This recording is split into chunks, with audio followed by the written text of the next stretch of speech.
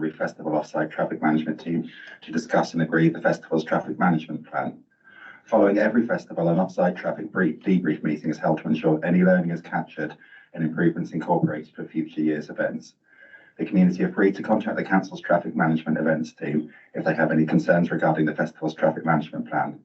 To date, and following our previous response, Somerset Council have not received any contact from the Parish Council with regards to any concerns regarding the traffic management plan. Somerset Council are aware that GFEL can continue to engage with the local community by holding regular meetings with local parish councils and also have dialogue with individual residents on numerous matters with the village liaison team who are available for one-to-one meetings. There is, however, a meeting between Pilton Parish Council and the Glastonbury Festival offsite team on the 24th of April, when the Somerset Council Traffic Management team will also be present. Any concerns that the parish council have can then be discussed with all parties concerned. At this time, we believe that the plan reflects the best options for the majority of the village and the requirements of the festival, but are happy to take on any further viewpoints as long as the majority of the community, as represented by the parish council, are in agreement. I do have detailed responses to all the specific points, but rather than just read them out now, I'll make sure they're with you, well, hopefully within minutes. But Thank you. Thank you very much. Yes, and once you receive those that written response, you're welcome to come back to Vicky about that. Can I just briefly say, obviously that's the first I've heard that response. It's not my impression of the situation, but I look forward to hearing the response, and some members of our community will wish to come back. So thank you, Chair. Right, thank you very much. And the next person we have online is Eva. Eva Brishkovsky. Eva, would you pronounce your name? Because I think we always get it wrong when you come online. Sorry, Eva. She's unmuted. She's mute. Eva, you're mute.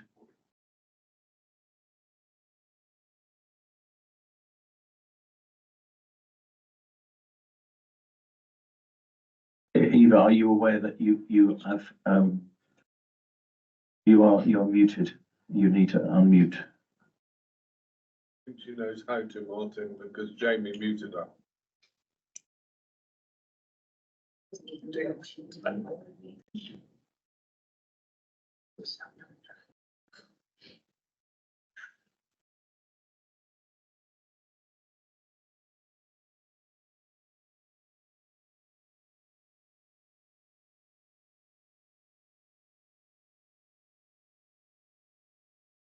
We're still not hearing you, Eva. We're working at it from this end, I think. I don't think we can. Is that better? Okay, we can hear you now. Eva, I apologise, I mispronounced your surname. Would you No, it's pronounce fine. it for me? It's fine. Yeah. Okay. Call me just Okay, go ahead then, please. Okay, can you tell me after I've had a minute and then 2 minutes, then half a minute left, please? Okay. Sure. There seems to be an echo. Is that right? Anyway. Not at this Okay. end. No. Okay, so first of all, to find a venue for the full council meeting that is accessible and so that people can get there by bus. I mean, in the whole of Somerset, is there nowhere where people can get there by bus? And even by car.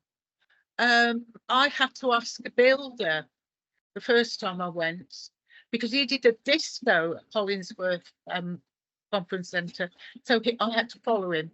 And other people have found it difficult to find. Secondly, regarding the 29 bus, I understand the first bus are introducing the 374 and the 375 buses, which will stop at Wells, but I don't know how soon that is, but it can't happen too soon. Today, I read online that there'd be cuts to bus services announced today somewhere. I don't know if it's Wells, so you might know. I wasn't able to open the link.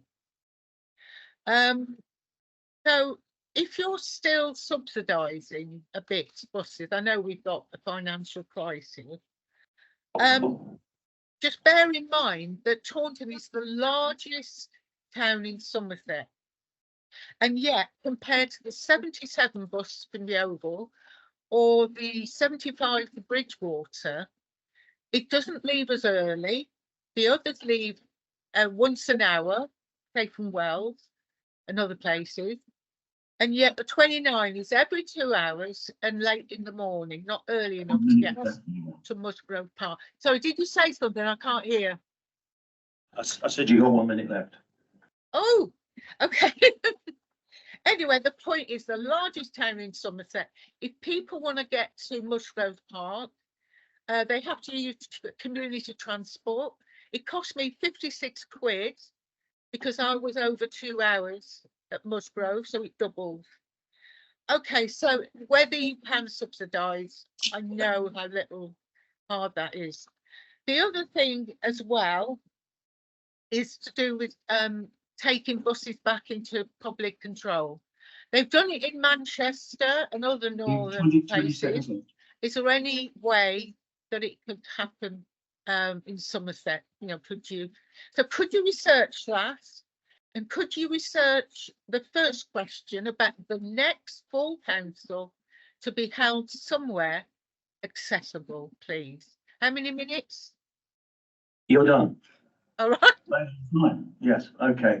Thank you very much for your questions. I'll hand you over to the officers who will answer. Jamie Jackson is going to answer the first part. Thank you, Chair. Thank you, Ava. Thank you for your question and constructive challenge on the council's use of the Canalside Conference Centre in Bridgewater for its full council meetings. In line with legislative requirements, the full council meetings need to be held in a venue that can accommodate the council's 110 elected members, senior officers and members of the public. This means a venue that can accommodate about 140 people, has sufficient car parking, can be accessed using public transport, and has sufficient broadband and audio-visual capabilities to support live streaming of the meetings for anyone wanting to observe or participate remotely. These requirements cannot currently be met by any of the council's office accommodation across Somerset, and therefore the council has to use external venues. Analysis of available venues with the council's requirements has meant the following potential venues for full council meetings: the Canalside Conference Centre, the Westland Centre in Yeovil, and Haynes Motor Museum in Sparkford. All of these can have different challenges for members of the public depending on where they live in Somerset when using public transport to get to the meeting venue. The council continues to explore other potential venues, including some in the Taunton area due to its central location within Somerset. Nikki Green, please. I'll put the answer in writing, but just to summarise, the current 29 bus service operates between Glastonbury, Windmill Hill and Taunton. However, from 15th of April 2024, which I think the date was the date you were looking for, this service is being renumbered the 374, and most journeys will operate between Bristol via Wells, Glastonbury and Street to Taunton. So that's providing that through route. Pretty similar journey times to now. And the section between Glastonbury and Taunton remains fully subsidised by the council, as it has been for many years. And for connections onto Musgrove Park Hospital, it then links through to the Taunton Park and Ride. In terms of the service 29, soon to be renumbered 374, the timing links there around the FE colleges, and there is ongoing subsidy for the section of the route between Street and Taunton. We do have an enhanced bus service partnership in place with all operators. We have no plans to bring private bus companies into public ownership through kind of devolution arrangements we're exploring with government at the moment. We may have the potential power for bus franchising in the future, but I would just point out that Manchester is a very different place to Somerset, and those powers don't change the commercial realities that unfortunately we are facing. So clearly there are long-term challenges and long-term priorities for us. I don't think public ownership is a silver bullet.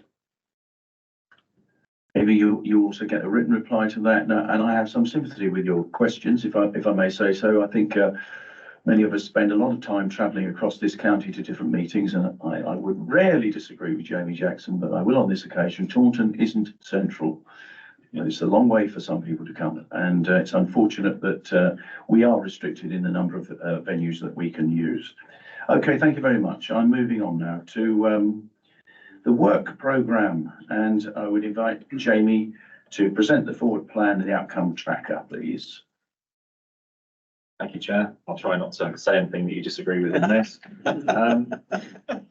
Hopefully the committee will see that we do have a much more fleshed out forward work programme than we did certainly a couple of months ago. Members will see that we have items listed for a June meeting. I suppose the one caveat I need to give to that at the moment is we are currently in the process of finalising the entire committee forward sort of meeting calendar for 2024-25 at the moment. It's effectively out for consultation with committee chairs, etc. at the moment. And that will hopefully be finalised soon. And then obviously we can get those sort of dates locked in for this committee, because as members will see on the forward work programme item, there are a number of other issues that have been raised that we need to add to our forward work programme and allocate it to a date, which we currently don't have the dates to do so. But hopefully that sort of satisfied members' requirements for the forward work programme currently. You will also see there's the outcome tracker and the executive forward plan attached to the committee. There are a couple of items on the committee's outcome tracker that, as officers, we probably need to have a conversation with the chair and the vice chair about in terms of moving forward. But there are items on there that obviously are green and therefore will disappear on the next iteration at the next meeting. I suppose this is just an opportune moment to remind members and to highlight the fact, obviously, we've had a number of discussions about a water quality in Somerset item, specific meeting with a one topic focus. Members will hopefully have seen that we now do have a date finally in the diary. It is slightly later than we would have liked, but I just wanted to say thank you to my colleague Steph Gold, who has worked tirelessly in trying to get that date in with a number of external partners. Has proved incredibly challenging, but we did finally come across a date on the 26th of April where everyone has given us the okay that they can meet. I'd also like to thank Councillor Holthouse for never letting me forget that I needed to get that date in the diary, but we have now got that. And so we do already have a draft agenda in place for that meeting, and obviously we will issue further details the closer we get. With that, Chair, I'll hand back to you, and obviously happy to take any suggested items. Okay, well, I'm hoping that we've all had a chance to look at that, and Councillor Henry Holthouse is first on the list to speak. Thank you, Martin. Thank you, Jamie. Can you explain why that meeting's not on the forward plan?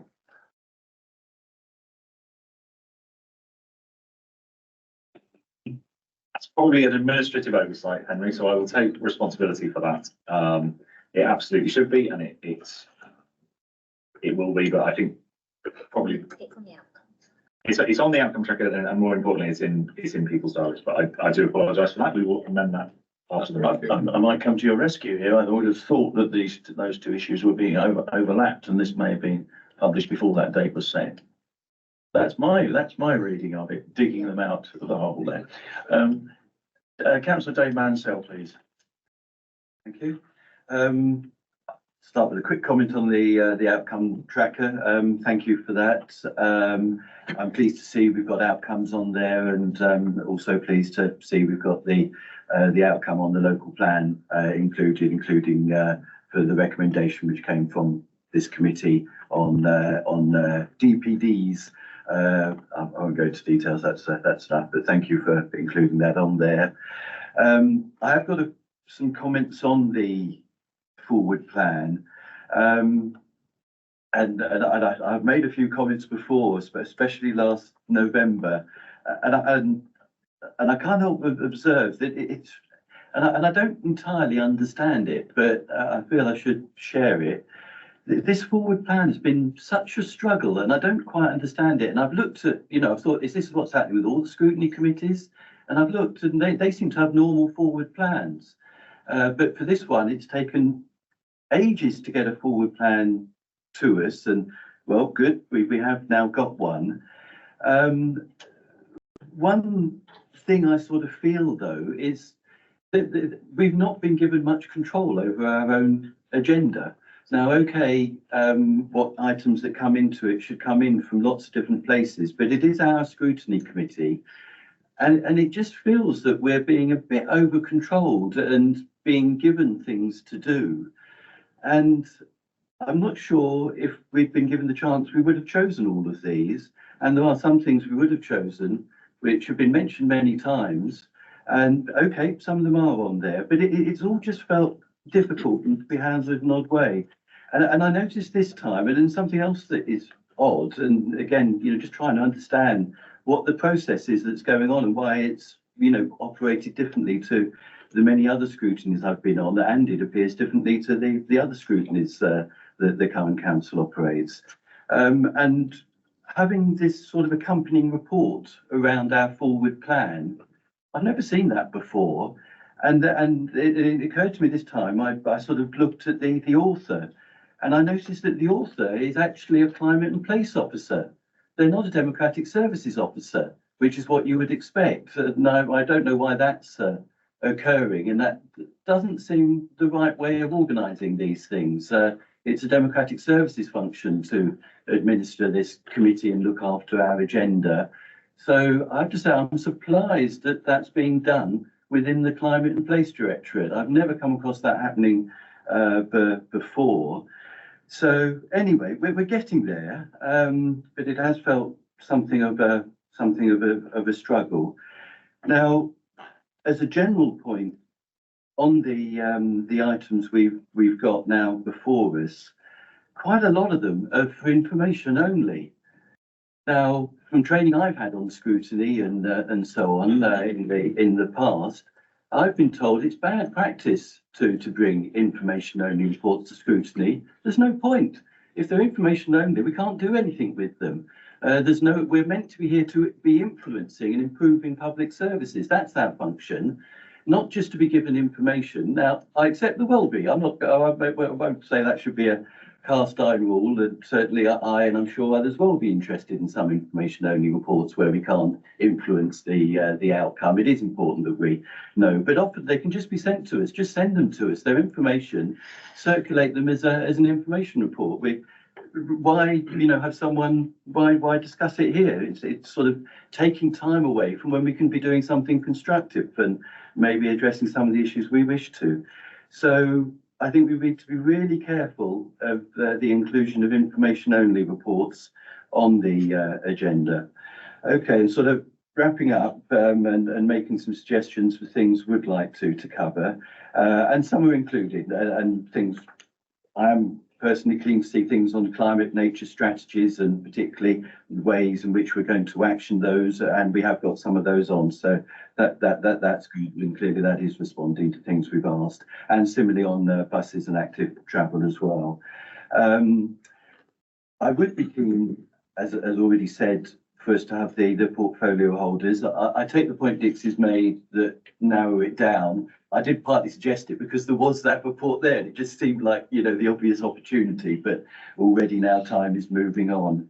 Maybe we can have some way in which we can, maybe between the meetings, narrow down some of the topics we would like to focus in on, and then do that. And I've done it at previous meetings, been on it. It's been quite useful having the portfolio holders there, and ultimately they're the ones we should be directing to. So, it'd be good to have them in front of us, so to speak. So that's one. Another suggestion which I'd be keen on, I'm aware that the Somerset Waste Board, when it still exists, did produce a business plan for the new council. Now, okay, there's been some changes, and I'm sure we will accept that. But I think it would be good for this committee to have that business plan come here and have a progress report on how the actions that were previously envisaged, how things are going. So that's one request. And my final comment and final request. I've become aware recently that there's problems with the broadband rollout, at least in the West area. I don't know how it's going in the other areas. But in the West area, the contract from Connecting Devon and Somerset was awarded to Airband, and it's becoming apparent that they're behind schedule. That's been increasingly apparent, and they're meant to deliver by now the end of this year. It has been raised before, and we've been told they will speed up at the end and catch up, but they just seem to be increasingly behind. So you wonder whether that would happen. And then just recently, they published their annual accounts. And in their annual accounts it shows that financially they're not doing well. And it actually states in their financial report that they're cutting back on the workforce and they're refocusing the business. They're refocusing the business to concentrate on their existing network and not on expanding it. And they even say that they're willing to take the contractual penalties for not doing what they're contractually required to do. They've even stated it in their annual accounts. And we're one of their biggest contracts, and they're meant to be delivering broadband. So I would like an update, please, and I feel this is quite an urgent matter to come before scrutiny, so we can hear what CDS, Connected Devon and Somerset, who we have board members on, what they're doing to rectify this situation and hopefully end up getting to where we should get to. Although I have to say, I'm increasingly wondering whether that's going to happen. Okay, thank you. Thank you, Dave. Okay, we've got several speakers. Dixie, did you want to come back on any of that? No, if you don't, that's fine. I'm sorry. I thought you were nodding to me. Sorry. So let's go with the officers. We'll go with Jamie first. Thank you, Chair. Thank you, Councillor Mansell. I think anyone who's had to sit through one of my scrutiny briefing for members, which probably a number of you have a number of times, will know that my view is always that any scrutiny committee forward work programme should be a split between member driven and officer driven. The members have to have that natural inquisition, scrutiny, intrigue into what their portfolio is and should generate work as a result of that. Officers who are the sort of subject matter expert will always know areas that the committee can be contributing to or areas on the forward horizon, let's call it, that the members need to be aware of. In order for that to happen, obviously both parts of that dynamic have to contribute forward work programme items or suggestions. I don't believe that the chair has said no to any forward work programme items. So what we currently have on the forward work programme is what has been suggested so far. I appreciate it's probably a bit more officer led at the moment, but I'm very hopeful that moving forward that can be more of a split.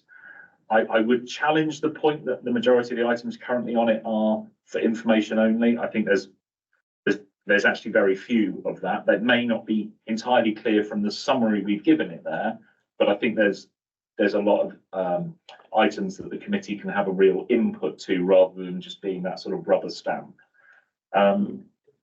So I think the forward work programme is a fluid moving feast. I would say from my scrutiny experience, I'd say we currently have more items or suggested items listed than any of the other 4 scrutiny committees. So I think there's a lot there for the committee to get through. That's not saying that all of them become substantive agenda items, but there are a lot of topic areas there for the committee to consider as to whether they want to look at. And as I say, I think the chair and the vice chair and Mickey are very open to any suggestions moving forward, and that's what this item on the agenda is for. In terms of the preparation of the report, we work very closely with Democratic Services, work very closely with the service.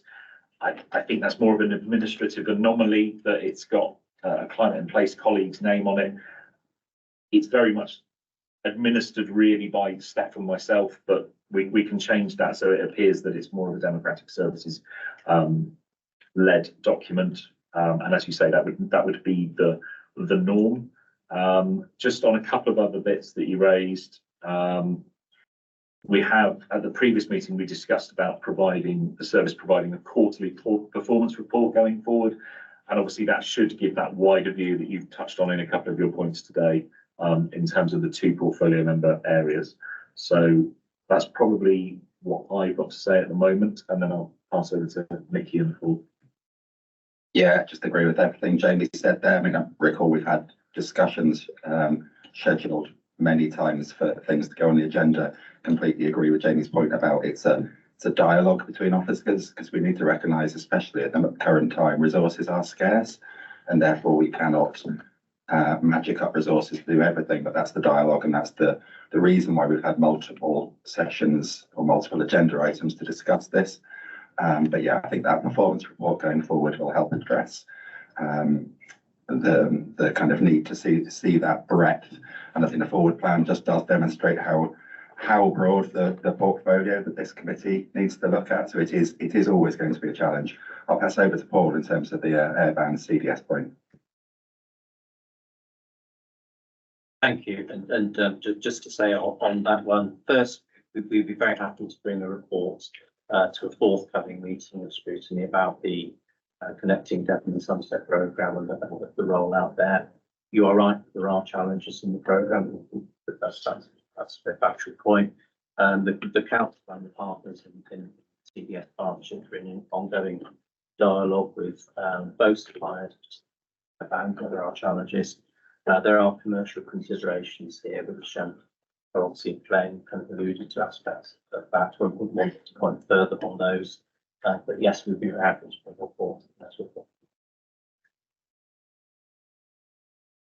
Thank you very much. Councillor Rigby, please. Thank you, Chair. A couple of quick points from me. Having sat on various scrutiny committees now for over a decade, I just want to emphasise that it is in the gift of the committee to choose its work programme. If you don't like the suggestions, and they are suggestions placed before you, don't accept them, choose your own programme. On CDS, having been closely involved with that for some time, frankly, the setup is a recipe for failure, but it's what we've got, it's what government has saddled us with. The team at Somerset Council is working very hard, I know, to try and make the best of the system that we have.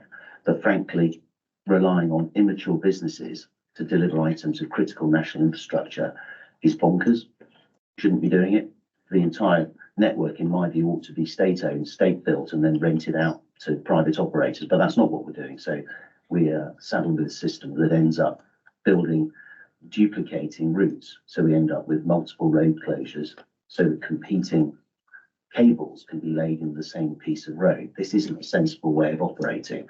We've had repeated problems with these immature businesses, for example, GigaClear and True Speed, and these have let us down in parts of the county quite badly.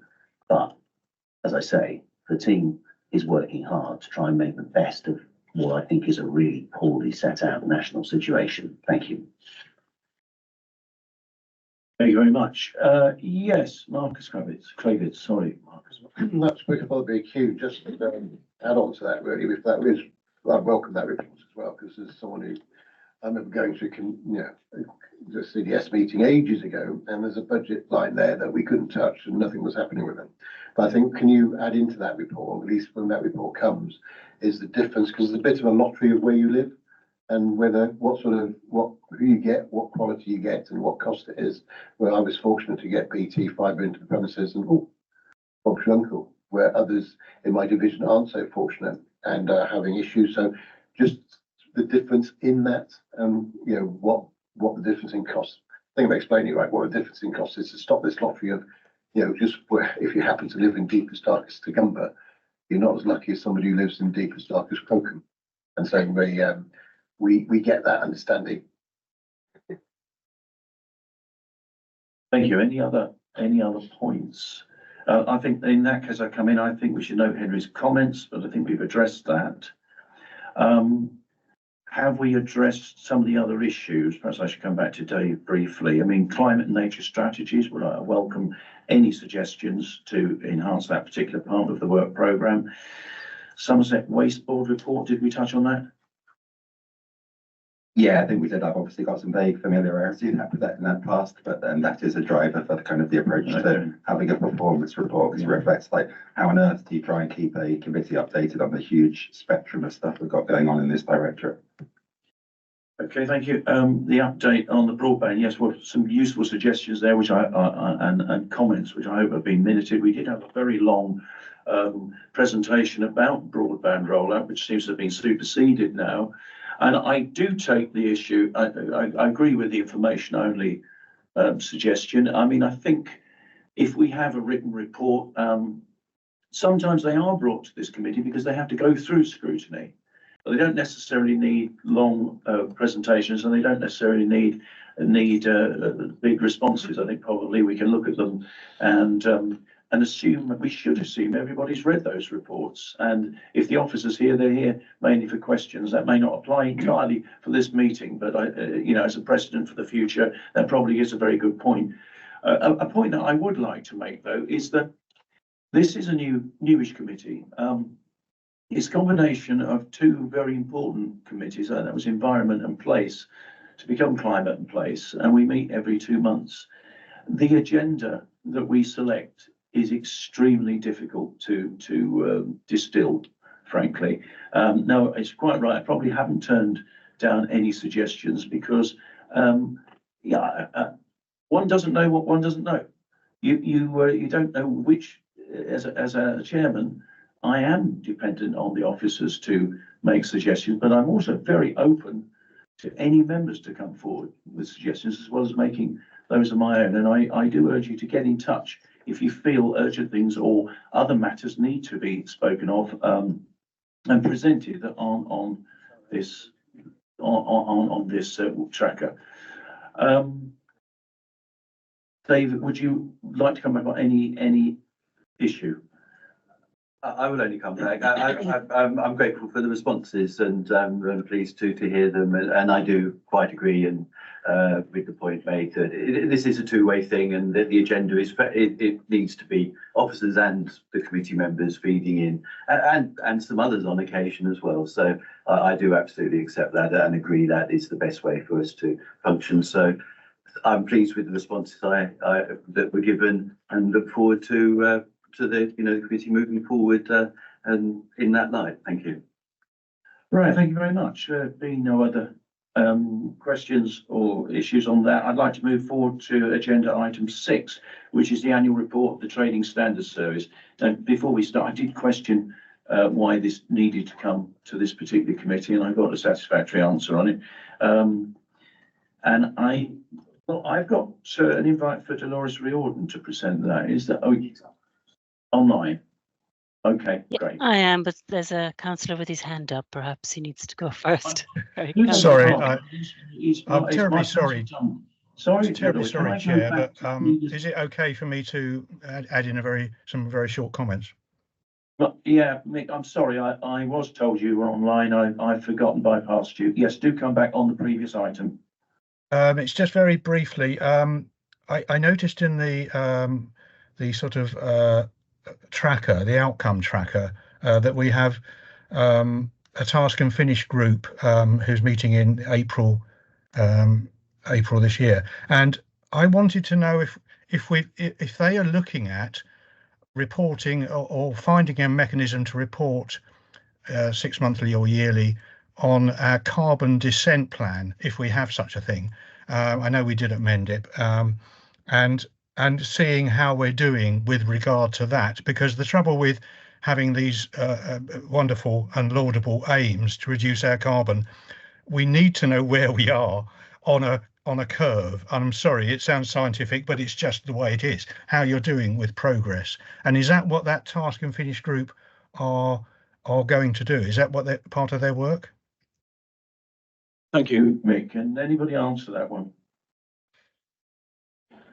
Putting him on the spot, I'd suggest James DePal over there is probably the best person to answer that. I was going to. Yeah, you can come to the public speakers one there, actually.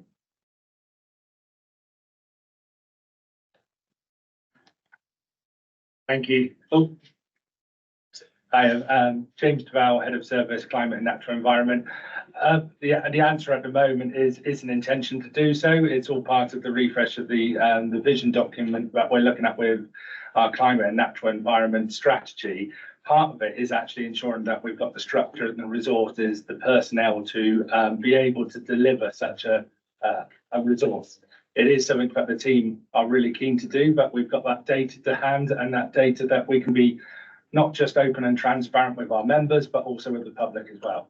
So we're trying to look at the development of platforms, including websites as well, where we can provide that interpretation to the wider public as well.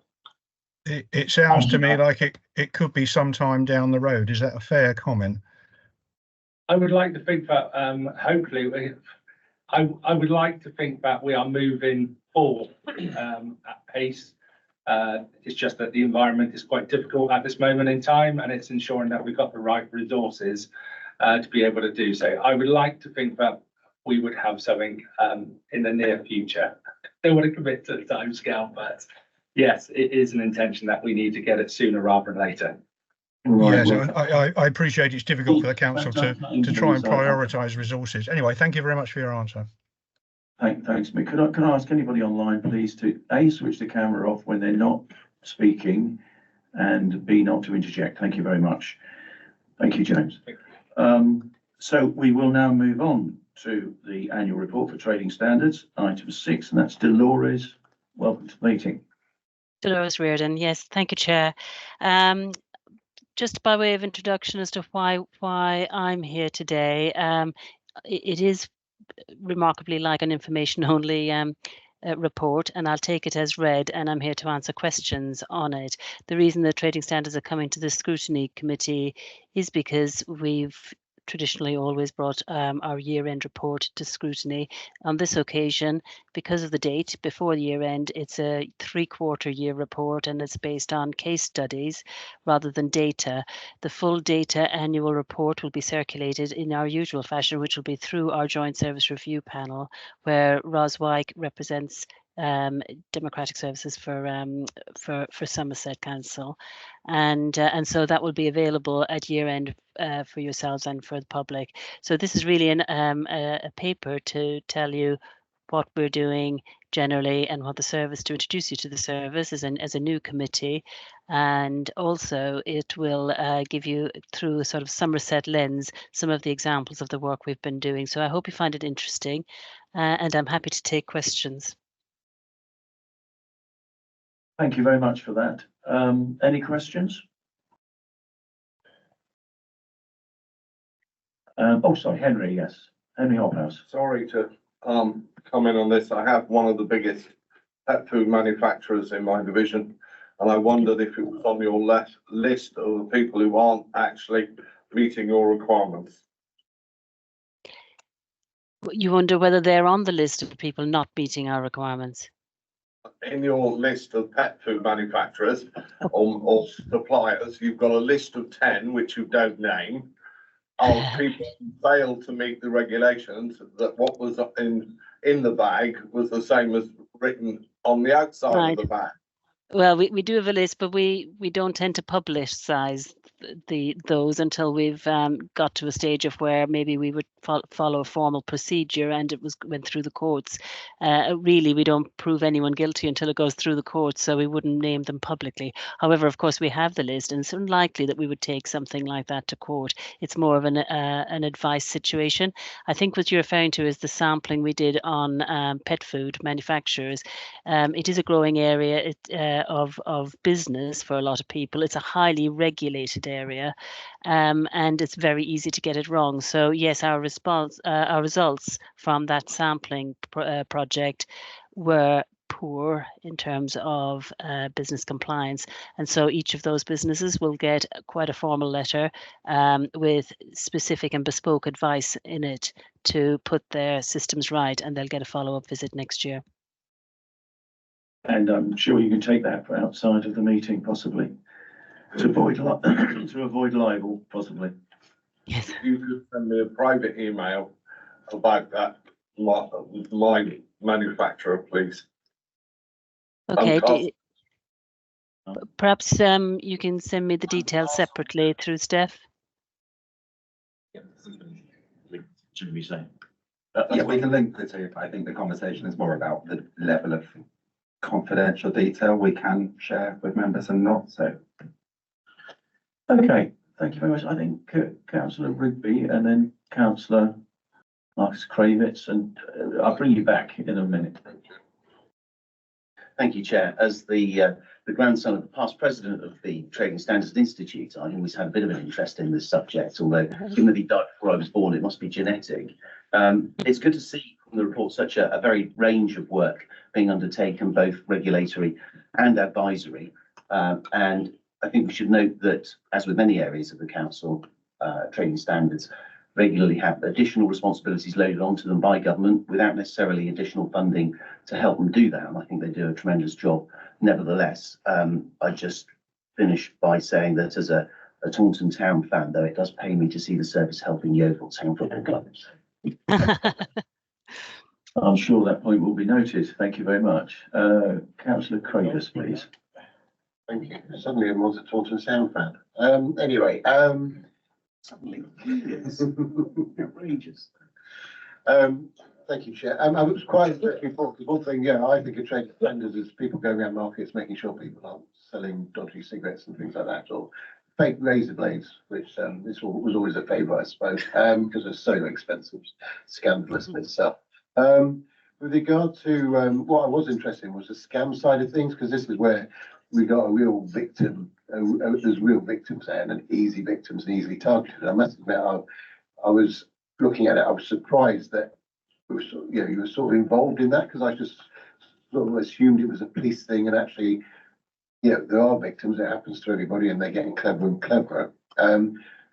And I wonder for, especially in my neck of the woods, where we seem to have quite an elderly population, or should I say mature population, who maybe don't go online as much, maybe don't use Facebook, so not susceptible to those scams, but then maybe susceptible to telephone calls, and then may not actually, how we get the message out to them, because I must admit, as much as I admit that being embarrassed to buying our local paper sometimes, but they do buy it, but I never really see anything in there about how to prevent it and things like that. And even text messages, as people use you suddenly succumb to text message scams more because they don't realise that they're scams. I've just refused to text that I thought was a scam. It turns out it wasn't. I've just had an email saying, please can you book your slots?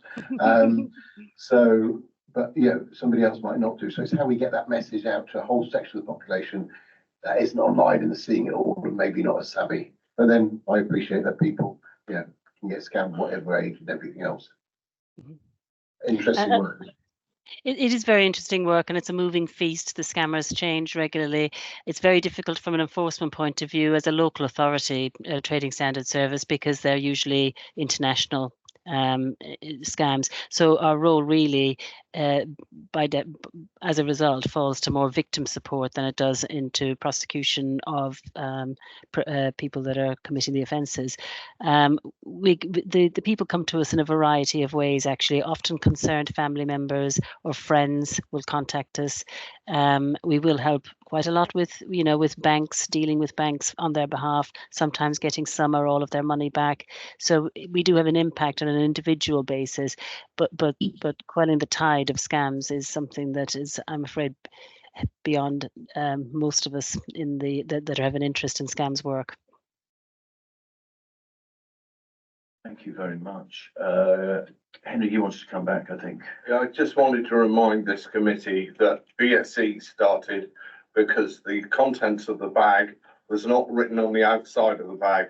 And if you've got 10 pet food manufacturers who are all breaking the law, and just confirm it is a law, can you why I've just been told that we can't know the facts on the matter because it's confidential? Or should we have a confidential report on that? Because at the end of the day, are we heading towards having all the pet food supplied in Somerset not being what's written on the bag? Dolores, would you like to come back on that? Well, as a service, we're intelligence led. So, and as our intelligence capabilities have improved over the years, more and more we get poor results in our sampling programs, and that's because we're targeting them in the right places, the limited resources that we have. So a lot of our safety sampling and a lot of our food sampling and our food allergen sampling, they're coming back high, as in non-compliant. There's a huge amount of work there across the board there. Even our safety and flip-flops sampling, it turns out that a lot of them have a carcinogenic product in it. So the work is there, it's unlimited. And I suppose all I'll say is that in some ways it's a sign of our good intelligence that we are getting poor results. That's not to say, of course, that we're happy with those results, and we will be looking into it, and we'll be carrying that project over to next year, because apart from anything else, it's a growing interest for the public to buy specific food for their pets, and it's a growing cost as well. It's a very expensive product very often, and so we will be looking into it, and we will be doing our investigations. But I think next year we're going to concentrate more on education for the whole sector, providing more detailed information on our own services, but also doing a bit of marketing around it is what the plan is for next year, rather than individually taking individuals to court for labelling offences. But we will be individually advising each and every one of the people that failed. Thank you very much. A bespoke service. Thank you. I've got Councillor Michael Dunk online, please. Thank you. Hello. That you seem to do an amazing amount of work and variety of work. But can you give me some initial feedback on the recent government ban, which applied to actually quite a narrow band of disposable single-use plastic? It was polystyrene containers, I seem to remember, for drinks and food, and didn't go any wider, because I think I have actually been in contact with your organisation to clarify that. Have you had any? I mean, that's extra resources, I presume, because it's something else you have to check. And I when you believe, say yeah, sorry. I'll let you comment on it. I believe that there was a small amount of extra funding that comes through from government. We sort of have to check through our four finance departments to get it. It isn't going to allow us to go out and do a whole load of enforcement, that's for sure. But then enforcement is a very expensive and probably not the best approach for a lot of these things. What we have done with that particular piece of legislation, because you're quite right, it's very specific. It was about polystyrene cups, for example. It was very much towards the takeaway and coffee and takeaway market, and very often towards Chinese takeaways and other foods like that. So what we've done is we've worked with our district environmental health, or no longer district in Somerset's case, but some of our environmental health colleagues that have an interest in it as well, and we're doing something. We've teamed up, done some PR on it online, social media. We've had a bit of a conversation on it on Devon Radio. I'm not sure if we've done it on the Somerset equivalent. And we've done some other, it's more about education, trying to get specifically to those particular retail and takeaway outlets. They're not your standard Chamber of Commerce businesses, if I'm honest. They're so you need a specific way of contacting them, but we have made efforts to do that, and that's as much as we did last year. And I'm thinking about that. There's probably a couple of different things that are coming out that are new for us. The ban on single-use disposable vapes, for example, a completely different piece of legislation, but to the same end. So I think next year what we'll look at is some kind of education program around the new disposable information, and targeting the retail outlets that have to provide bins for those disposable vapes, and alongside the Chinese takeaways and other ethnic takeaways, in particular all takeaways that might use polystyrene. So we'll do it as a kind of a giant lot and do a program of education rather than enforcement at this point. Because apart from anything else, I think they will use up their existing stock. Okay, well, that's exactly that's exactly my experience with my local fish and chip shop, who are run by a Chinese couple, and they showed me. They said, "Well, we're just getting rid of our polystyrene, stock," and they showed me what they were replacing it with, and it was a really, really flimsy paper carton. I wouldn't call it fit for purpose, actually. And they were worried about the cost. I mean, they're a lovely couple, and I that's the other downside. It's going to cost them more, and I feel for them, because they're keeping their prices low and they're almost doing a sort of community service.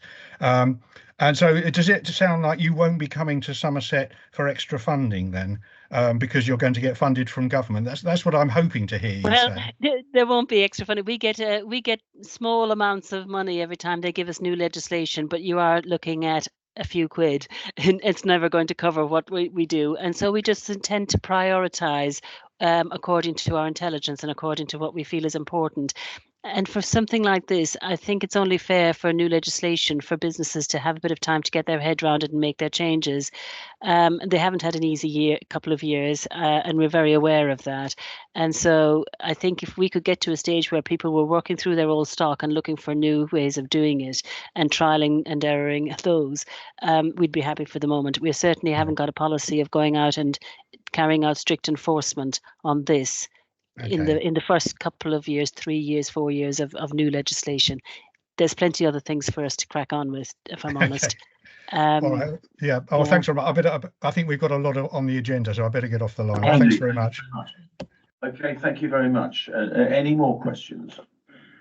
No, well, that was very informative. Thank you very much. The I think one of the things that comes out of it to me, I'm going back to Councillor Hobhouse's question really, is sometimes information is not given to councillors because it's deemed to be commercially sensitive. And that actually can restrict our ability to response. And I'm not asking you this question, I'm just simply making the statement. I sometimes question as to whether or not our integrity should not be trusted sometimes with what might be commercially sensitive material. And leave you with that point. And I think we're looking at, to summarise really, a kind of light touch enforcement where we actually communicate with people rather than threaten them or take them to court. Okay, any other points? No, I don't think so. Thank you very much. Thank you. Let's move on to agenda item 7. And that's flood investigation reports 2020 to 2022. And I'm inviting Neil Ogilvie to present the report to members and for comments and questions.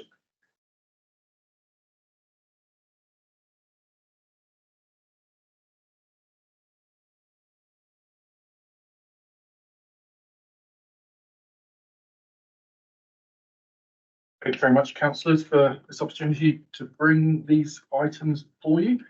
It's my first scrutiny presenting to you, so apologies, I'm a bit rough around the edges.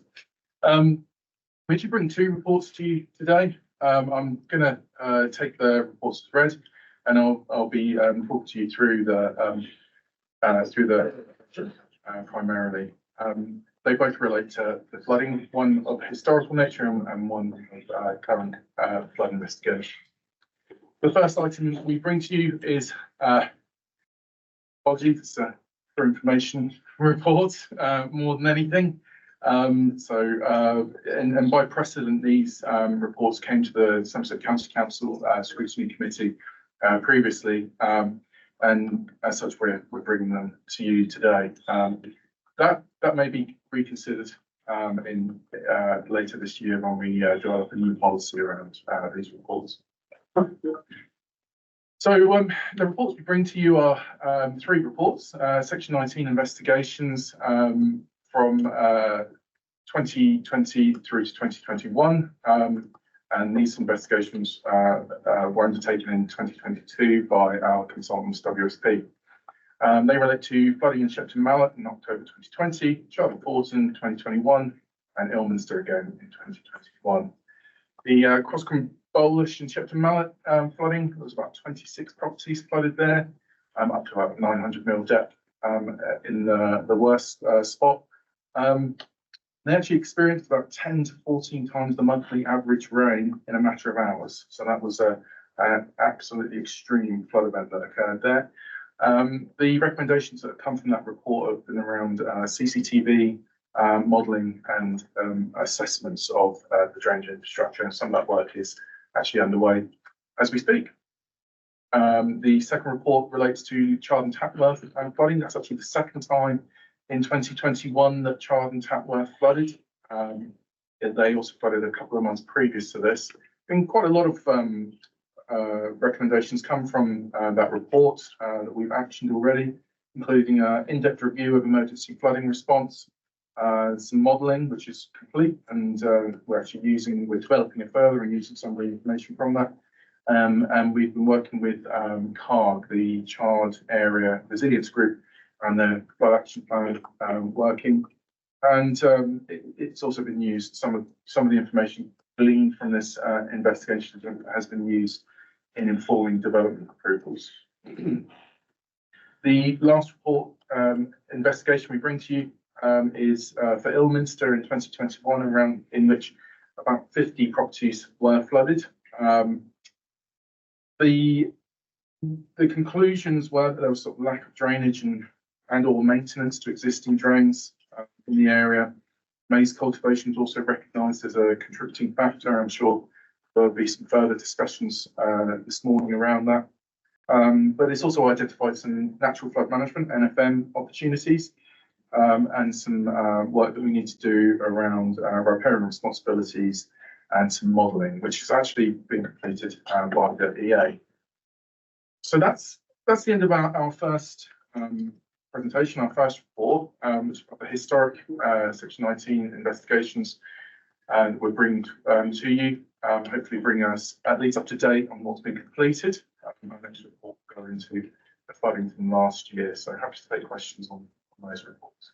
Thank you very much. Excuse me. Thank you very much, Neil. Is there anyone wanting to ask questions on that report? Mike Stanton.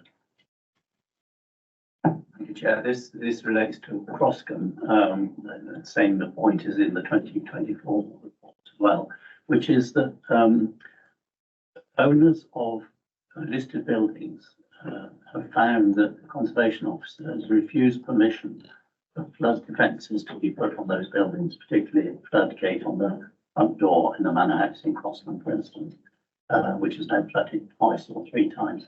I just wonder whether this committee could give guidance to the planning teams that conservation officers really should take a much more relaxed view of this, because at the moment, or the stance that they've taken over the last 3 years, the effect of it is that we're in effect preferring that a listed building is flooded than that there's a floodgate on the front of it, which makes it look a bit different, and it just seems daft to me. That's a good point. Do you want to come back on that, or is anybody in the room able to give a view on that? I can mention we are aware of this, Councillor Stanton, and we are engaging with the heritage officers to discuss that. It's a very specific and particular issue that's in Croscombe with one particular officer. So we are reaching out, and Kirsty Larkin has indicated that she'd like us to action that. Okay, I've got Dave Mansell's hand up. Well, sorry, Alan, were you coming back to me on that point? Oh, well, let's go with that then. I do feel that sometimes rules and regulations overcome those two words, which is common sense. Flexibility should be adhered to everything we do in life. It doesn't seem to be that way now. Everybody has to go to the book. If you don't go to the book, you're in trouble. I'm a farmer, as you all know. And if we all went to the book, we wouldn't do a lot and we wouldn't achieve a lot. We've got to work around situations. And that's what makes people very experienced of life, working around situations. I think it should be acknowledged in this word of everybody's out to stop things, to stop it and make it difficult, and it's not necessary, really. Thank you, Mr. Chairman. Hey, thank you for that. Sorry, Councillor Mansell. Thank you. I'm just thinking, I'm glad you asked me to go after Alan, and I hope I don't say anything that prompts him to come in together. I want to try and do it in the right way, but I may slightly touch on farming. Anyway, but what I really wish to say was, yeah, thank you for the reports. We've got another one, and I will have a comment on that when we get to item 8. I think it's good that we have access to these reports, and clearly, I'm sure we're all pleased to see them being progressed. That's good to see. I would just make one comment in relation to the recommendations, where it says the scrutiny panel is asked to approve the reports. Personally, I don't feel that's really our place to do that, and I don't feel I'm looking at these with that level of depth to say, yes, I'm giving approval to this. I'm not sure that's our function within the council.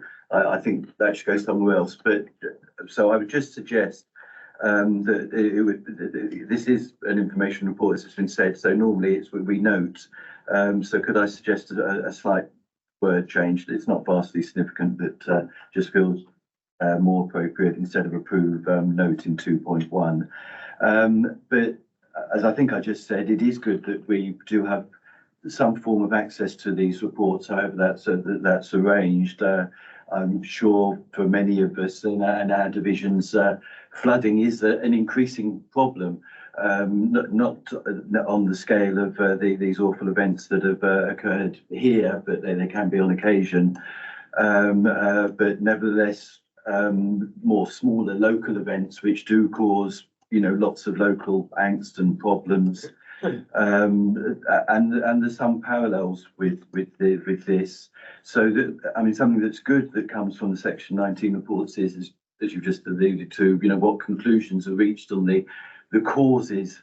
And this is where I'm stepping into dangerous territory. I do feel that certainly what we're seeing in our area, we're just getting multiple flooding events now increasingly and I represent a rural area, Upper Tone, in the hilly area.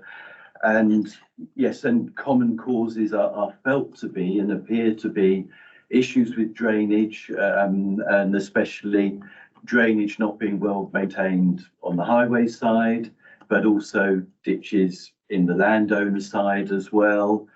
And there they are key factors, but common factors are maize being grown. Clearly as a crop, it has an impact, and I'm not saying all maize growing does, but it's quite common that where the floodings are going, the silt and the mud has been washed off a field where maize was being grown, and that soil is being lost from that field and going down the highway. You would have hoped that farmers were concerned about that. And those are the serious points. I will mention, and this is, I don't know how serious, but I have also noticed that a couple of times potatoes have been mentioned as well. And I nearly find that a little bit amusing, you know, that it's mud and potatoes washing down the road. You know, it's not just the soil that lost, it's the crop as well. But I'm sure farmers do wish to take it serious, but does seem to be some bigger problem here that needs to be addressed for the big instances and the small. And one reason why it's important that we do have access to these reports. So thank you for them. Thank you. Do you wish to come back on any of those points? I do indeed. I've got some. Related to the comment around common sense, I do tend to agree with you that there are some. How do I phrase this? At the last SRA meeting, there was a discussion around the quick wins, and it was mentioned that the quick wins have all been won, and there's not many of them left. Well, there is a proposal that's will be coming through the SRA for a small agile group to be making decisions on small targeted interventions, common sense interventions, rather than seeking investigations into what's the best option here and paying consultants £100,000 to produce a large report, getting the right people in the room to make a decision and having no regrets about that decision and just on based on the information I had. So there is a proposal coming to the SRA around that, and just actually for those who aren't aware, and I'm sure everyone is aware, SRA is the Somerset Rivers Authority. So I hate to use acronyms so flippantly without explaining what they are. Councillor Mansell, yes, everything you mentioned, absolutely, completely agree. There's a bigger problem here, and I think we'll be talking to that probably in our next report more than anything. So I'll leave that there. Thank you. Please don't apologise for explaining acronyms, because I get driven mad by them because I can't keep them in my head at all. And there's quite a few people substituting for others on this committee that won't necessarily know that means the Somerset Rivers Authority. So don't feel you're patronising us. You can't patronise us enough. Mike, were you going to come back on that point directly? Okay, Jay, I was just going to comment on what the Rivers Authority has powers to do and doesn't. It doesn't have any powers at all. We provide funds for additional flood prevention and mitigation and resilience. What we also do, because we've got all the organisations related to flooding sitting on the board, we're able to bring together organisations that aren't working together to get things done more quickly. And that was a key discussion at the last board meeting a couple of weeks ago. And these specific small interventions, I'm going to raise another one when we get to the 2024 report, but specifically about potatoes and maize growing. And I'll save that till that item. Okay, thank you. Yes, did you want to come back? Yeah. Actually, not to come back on that, but just to build on the other points. Yeah. Let's dive in for that. Could you introduce you? It's Sean, Yeah. isn't it? Sean Could you? Papworth, I'm the head of resilience and adaptation, so the flood team, the SRA team, and the CCU team are part of my group. But I just wanted to touch on Councillor Stanton and what we were saying there about the flood measures. So we've recently had a new sandbag policy come out, and part of what we're pushing in that is the Sunset Repair Grant Scheme to allow communities to take some further measures to make sure that they're able to adapt very quickly and respond to flood incidents.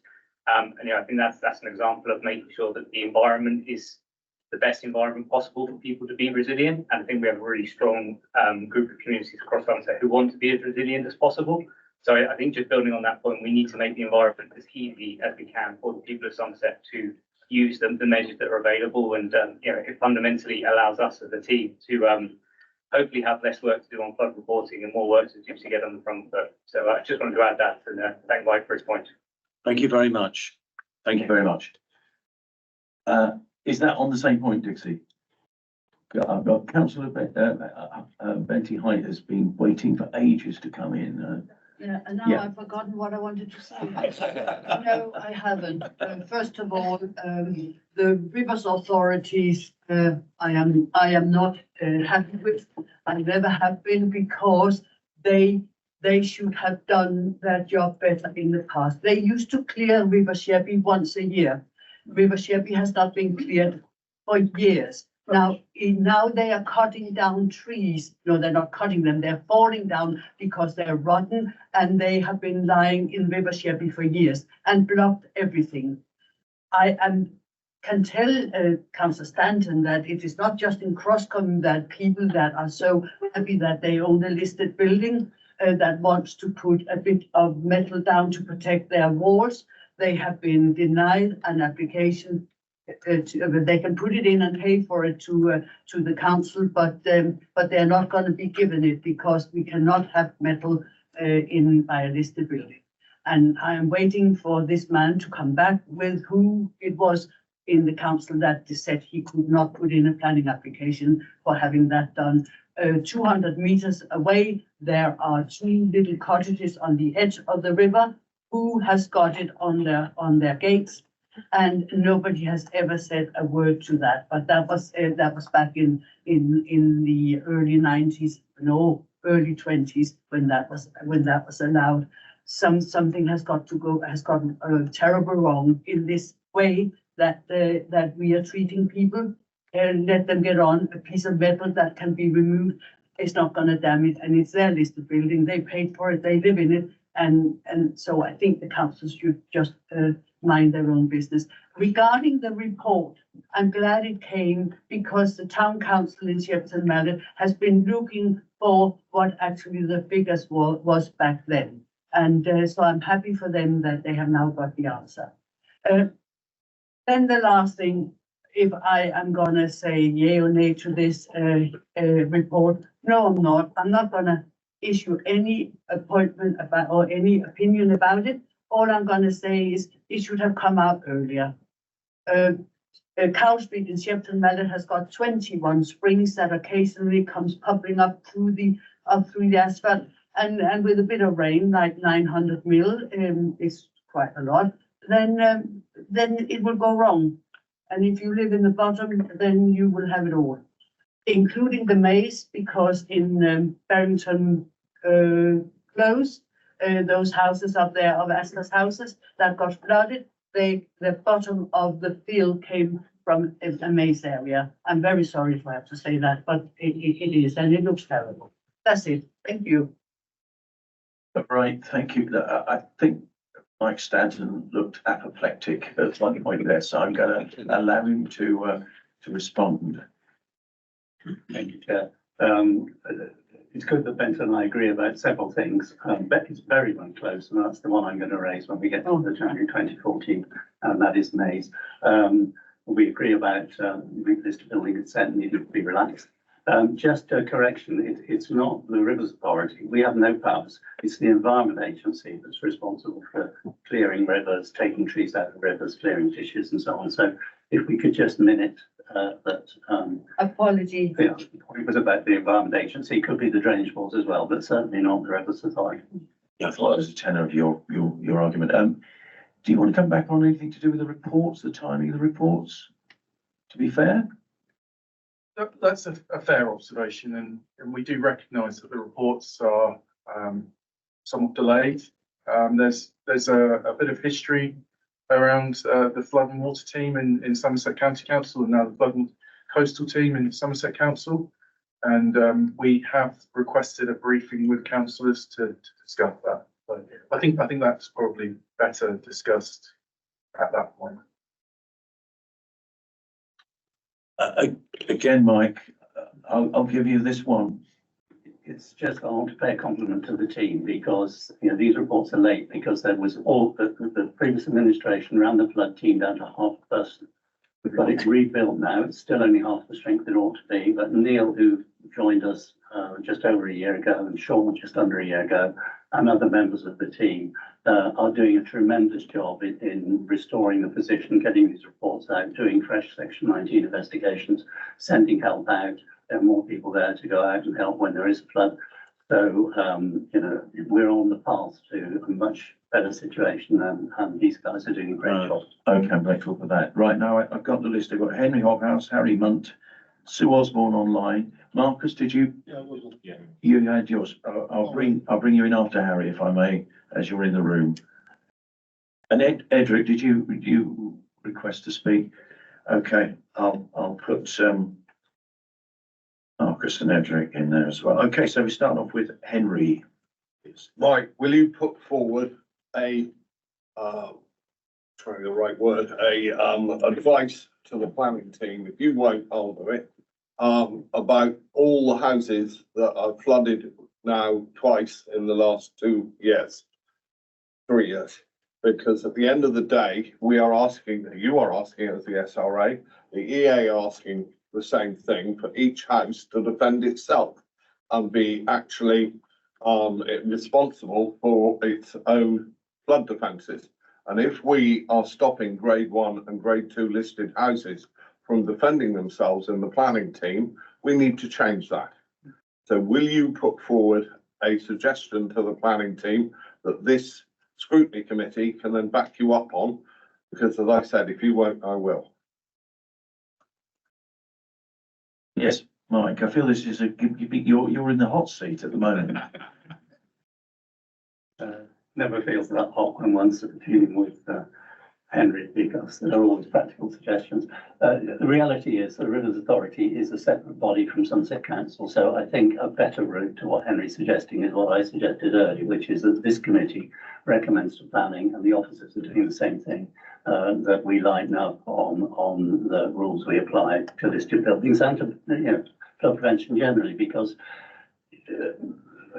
it is the case that individual properties do need to think about their own flood defences. I've dealt with several where, for instance, people have done flood defences, put up a very good wall, but then not put in a sump and a pump, so that the water, people forget about the water table and the pressure pushes water up through the wall. It goes under a wall and then pushes up through the floor. So there's a lot more to be done. There are a lot more things that the Rivers Authority could be funding. The Environment Agency should be doing more, but dealing with communities, I think, needs to be dealt much more at a local level. And one of the things the Rivers Authority decided in principle just a year ago that we haven't quite got into effect yet is that we will accept in the future, hopefully, projects and propositions from parish councils to do particular flood defence protection arrangements in their parish, because it's the local people who understand what happens when there's a flood. You know, it's often in the middle of the night, and what needs to be done to fix it. So, for example, some of the cages that Henry's campaign to be put in and the Rivers Authority has funded will help. They just warn you if there's a flood going to come. But I think a much more local approach is what's needed in the future. It's not something dealable with as a county-wide issue. Okay, so if I say this committee proposes that we advise the planning authority that it needs to allow all houses to defend themselves in flood areas, will you propose that? Yes or no? I thought I already did, Henry, but Okay. that's your preference. I'm seconding something that simple, please, Mr. Chairman. Could we have a vote on it? Well, do you want to interrupt me on this issue, Mike? Yes, if I may, Okay, Chair. okay.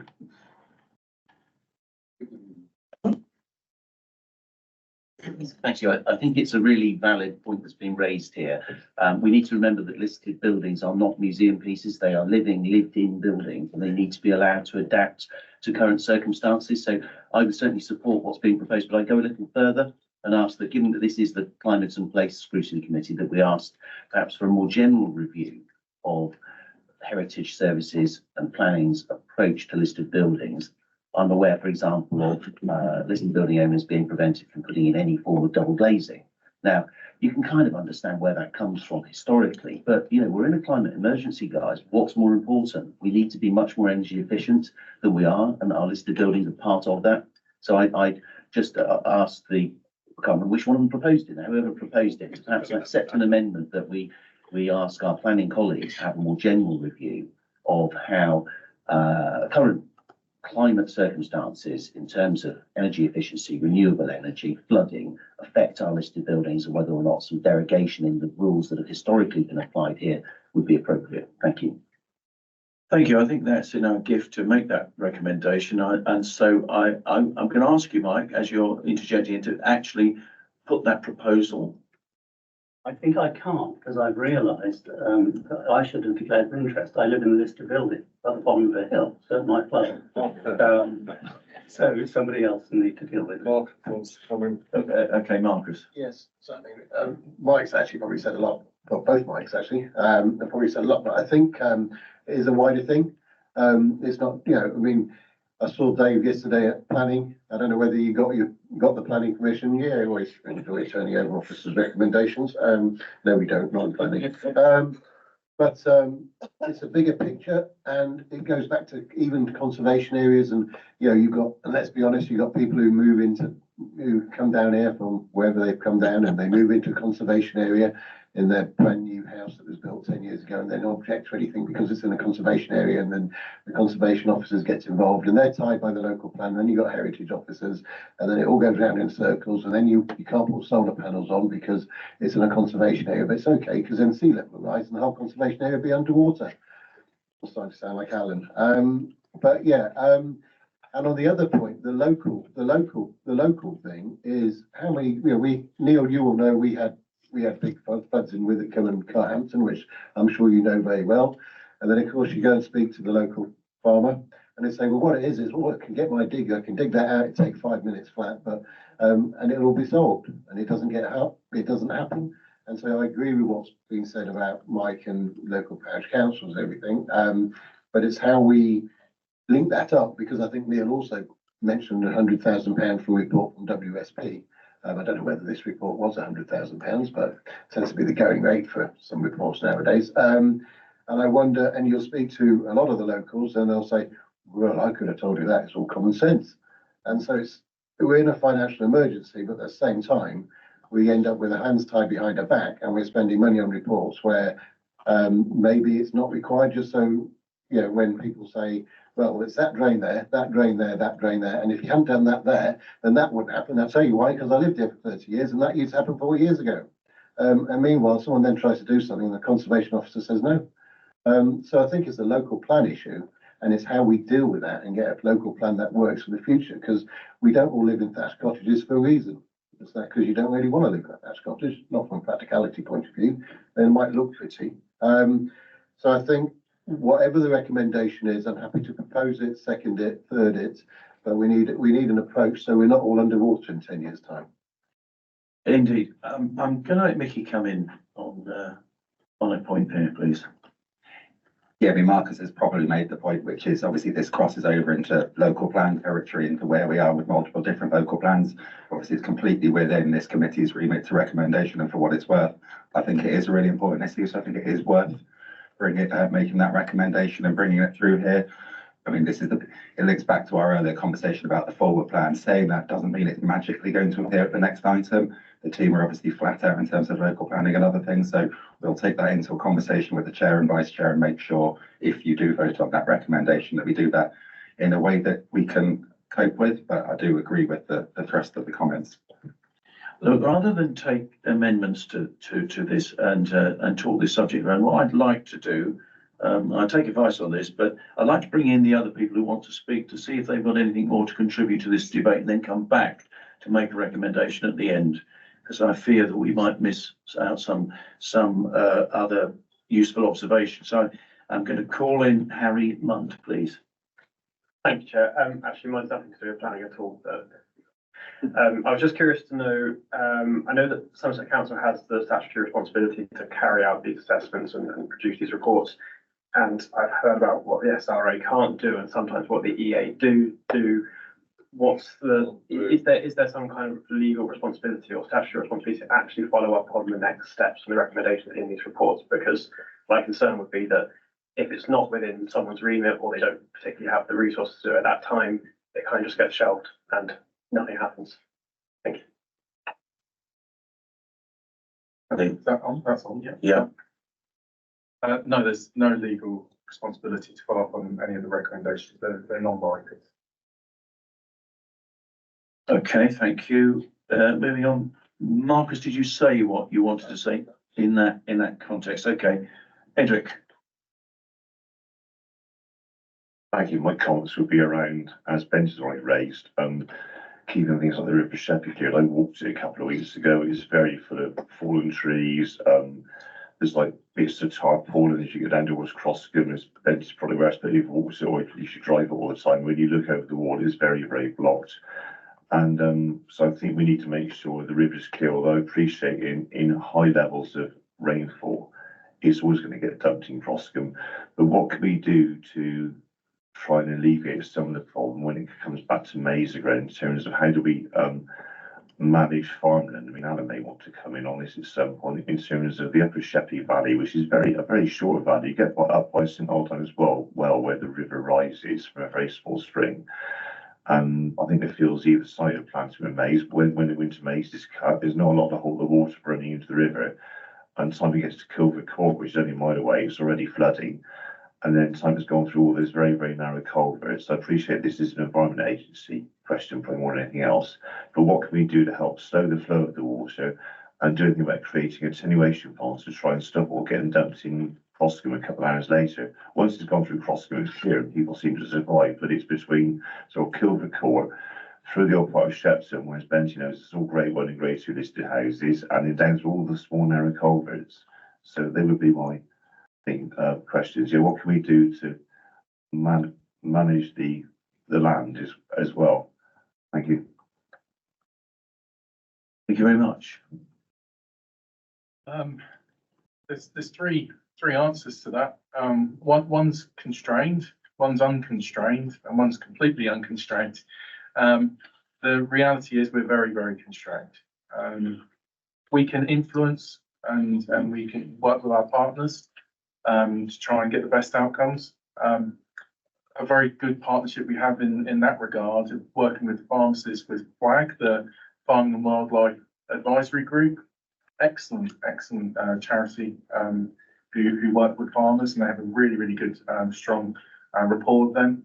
And I see that as actually our best avenue to work in upper catchment parts of the county, put in NFM, flood management solutions, and to start to slow the flow in the upper catchment, which then benefits the lower catchment. The only other comment I'd make is that there has been flooding downstream from Croscombe, and so I'm sure there are people who were impacted by that who very disagree with some of the comments around, once you get past Croscombe, everything's okay. But there has been some quite substantial flooding downstream as well. Thank you very much. Are you happy with that, Edric, that answer? Yeah, I should apologise for my comment about the River Sheppey, because I'm aware that time you get down, it was gone. If people also get flooded there, so maybe there's a bit of flipping comments. So I'd like to apologise to anybody online who's been affected by that. Sorry. Okay, Sue Osborne's online. Sue, thank you for waiting for so long. Would you like to come in, please? Yes, thank you, Chairman. That's no problem. It reminds me that sometimes when I am going to be sort of contributing to a meeting, I'm probably better there in person than online. But thank you for calling me. I'd really like to comment on the Ilminster Section 21 report and maybe give you a bit of an update. That report was completed in January 2023, and it did go through scrutiny last year. I certainly remember because I did go to that particular scrutiny meeting. So I'm rather surprised that it hasn't actually been formally published as such. One of the things looking back at the reports you realise is just how much work and detail goes into them, how much data has got to be pulled together, and it's not a 5-minute job. And also, I think there was about 2 draft versions of the Ilminster one published to make sure we got it as accurate as we possibly could. There's still a slight niggle in there, such as the C does not have a parish council, it's a hamlet, but there's still a line in there that they didn't get a response from the parish council. That's a niggle. Since then, we have set up we have an Ilminster Floods working group, which involves environment agency staff, highways, town council, the park homes in theory, although they don't engage, and others. And it is quite a useful forum. We did secure the funding from the Frequently Flooded Fund. So that is now proceeding. The catchment scheme, the flood modelling programme, that is now proceeding. Looks like we expect the report in 2025, and that will extend and model the River Isle as far as Donia because of the serious flooding we get on the A358. So that is in train and in progress. We had a presentation last month from FWAG, because they are working with local landowners immediately around Ilminster. Dillington Estates is a major landowner that is working with FWAG, as is the county council itself. Since then, we've also got Persimmon, whose outline planning permission has been passed. So we'll be looking at probably bringing Persimmon into that floods working group, because obviously the bottom of their site floods. There was a great deal of concern raised by Ilminster residents about enhanced risk of flooding. Ilminster Town Council also has got its own flood resilience fund. We put a budget aside to cover any flood resilience work. We're actively trying to source sites for a flood resilience store. We'll actually need 2 in Ilminster because you can see from the nature of the flooding, there's 2 ends of the town. But it's much harder than you think actually trying to find a site. In terms of a resilience group as such, we haven't had a lot of uptake or engagement from residents on that yet. The bund which was washed out, it mysteriously got billed. So it's one of those areas where the Environment Agency are aware. But yeah, I won't take any more from Mike because I know he's going to talk more about the involvement of FWAG in his next piece. But I can certainly confirm that they are active within the Isle catchment by the sound of it. But it also depends on landowners being prepared to engage with them as well. So that's where we are in Ilminster, and I would like to thank the officers and everyone concerned for the enormous work that have gone into these reports. That's why it's probably a slower process, because you have to collect that detail, you have to double check you've got it right, and that all takes time. So thanks for doing those reports, and I'm really pleased to see that it's now going to go online for wider circulation. Thank you, Chairman. Thank you very much, Sue. Would you like to come back on that? Thank you, and thank you for the compliment. I'll respond to the comment about this going through scrutiny last year. I was only aware that one of the child reports had gone through scrutiny, so that's a mistake on my part. Apologies. Also, just want to recognise Mr. John Doyle, who he actually commissioned these reports, and it's actually John's work that that got these reports started, and I only really came in at the tail end of when WSP were writing these. And John kept the team together, and he really was instrumental in the period that the team was struggling. So I think any praise around the detail and the work that was performed in really should be going to John Doyle. Well, thank you very much for that. Now looking around, I can't see any more comments in the room. Now, Dixie, I'm sorry, I didn't see you. I'm not a committee member, so I think it's entirely appropriate. I'm left till last. I do have a question, actually. I mean, I think this has been a really interesting meeting, and I think the detail, that local detail and all that data collection in the Section 19 reports is really valuable. I'm kind of casting my thoughts forward because I think kind of the pattern of flooding has changed in as much as it's much more frequent. So and maybe that will discontinue, we might be in for a dry summer, kind of who knows.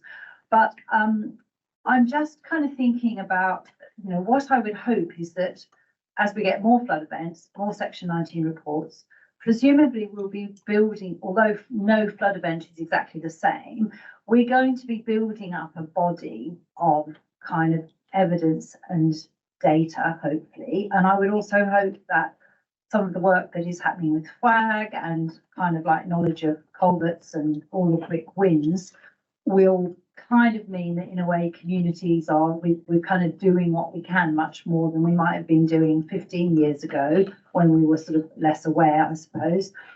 A bit like Harry's point, I guess I'm a bit concerned about the level of resource that needs to go into a Section 19 report when we've got on the ground stuff that kind of could be done. And I'm really pleased about this, whatever you call it, the flexible, the agile group that can come in and make interventions. I think that's really, really important. So I would kind of hope maybe with the Section 19 reports, they might get, they could build on existing knowledge in the future rather than kind of, having to start from square one. And I just also want to pick up on some of the comments, like Marcus's comments about local knowledge. I think local knowledge is really, really important, but I also think our specialist experts are really important, because when you make an intervention in one place, it can have a negative impact further on down the line, and that is absolutely crucial. So we need independent hydrologists on the case as well as local knowledge, not just one. Thanks. Right, thank you very much. Now we have a proposal on the table, but it sort of got obfuscated a bit in the discussion.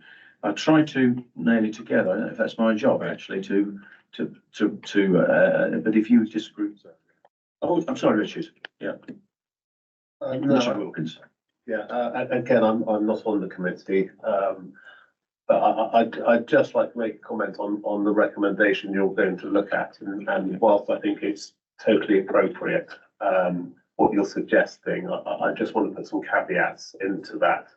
I mean, firstly, I'd like to declare an interest in the fact that I lived in a thatched property for over 20 years. I'd just like to say that on insulation, thatch is second to none, but secondary point.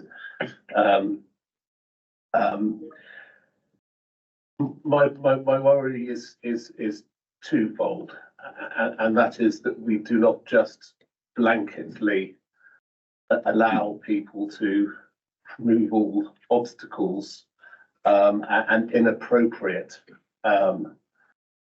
things will be allowed as a result of your recommendations. There's always a line, and quite clearly the heritage side have been far too strong. I think that's quite clear. Because as a county, we're a working county, and we've looked after our assets for a very long time. But we have to be careful not to go too far one way. You know,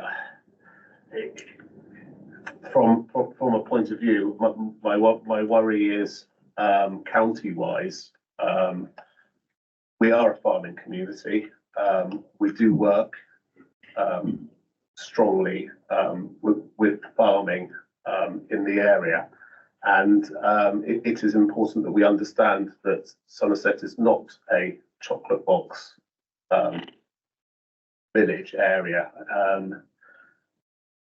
and we got to recognise that we have to make changes. However, we do have to protect to a certain degree what we hold dear to ourselves. So I am worried that the recommendation, as said, just gives blanket ability for anybody to come in to our area and rebuild a a house with lovely turrets because this unit's in a chocolate box thing. So just want to put that as a caveat, and I think you should just be careful how you word what you're going to put forward. Yeah, right, I completely take that on, but I've worded something myself, which I think might cover that. Did you want to say something, Mickey, or were you just nodding in agreement?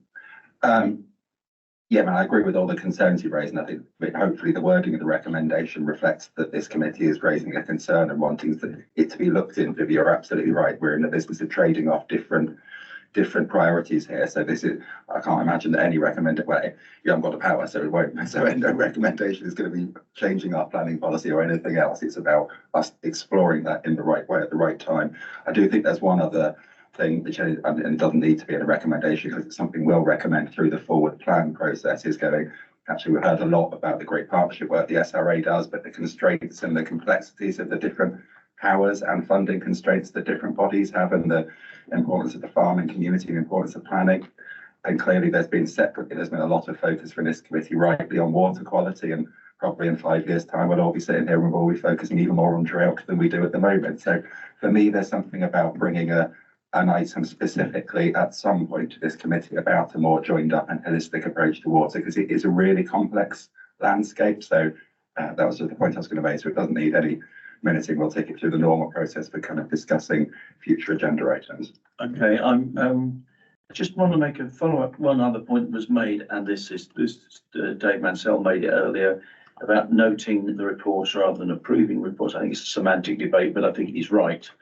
We should be noting point. Any response from that, Jamie? Thank you, Chair. Yeah, I would agree. Okay. It would normally be, say, consider and comment rather than approve. Thank you. Okay, this is what I've got. Shout me down if you want, I don't mind. The Climate and Place Scrutiny Committee recommends that planning departments, I don't know if that's the right term, because you've got 4 of them. Only one there. Yeah, the planning service. Planning service, thank you, that's fine. Planning service review its policies and advice to residents regarding the application of flood defence mechanisms to listed buildings in order to enable listed buildings to prevent listed buildings from incoming flood damage. Anybody want me to read that again? Mike? Thanks, Jay. I'd like it, as I said earlier, expanded to include energy efficiency as well. As residents regarding the application of buildings. It could be relating to climate issues such as.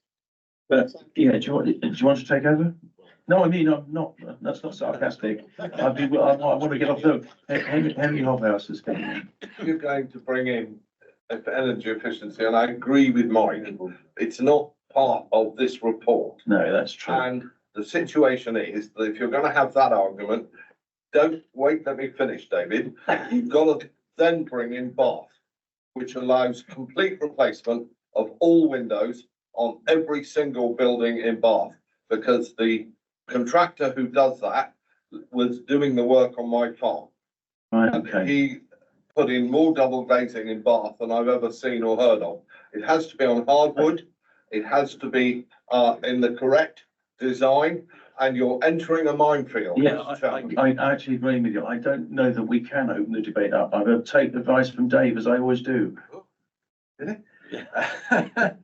Thank you. Yeah, I'm trying to be helpful. By coincidence, we've got the next report is on energy. And not only that, it mentions this specific issue. So I think we've got a report coming up immediately, which is the right place to. Thank you. You bailed me out. That's brilliant. Unlike listed buildings.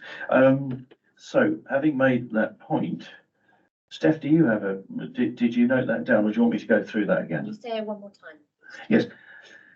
It feels wordy, so I'm happy for it to be cut down. The Climate Place Scrutiny Committee recommends Planning Service review its policies and advice to residents regarding the application of flood defence, and I've used the word mechanisms because it's a catch-all, to listed buildings in order to enable listed buildings from listed buildings. I could leave it at that. You know why. Does anybody want to approve and propose that? And second, so thank you. Proposed, thank you, and Steve Ashton to second. And I think that was the most important thing coming through from that report. We could do with voting on it before I move on. So those in favour?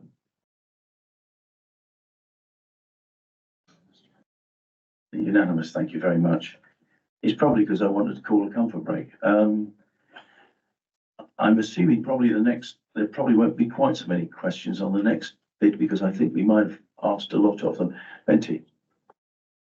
Mr. Chairman, I just wanted to ask, shouldn't there have been a little bit about maybe cleaning dead trees off the rivers when just to be a little bit up in front, that there needs some tightening up of the measurements that are not being done at the moment, or if now after the child fell in the well?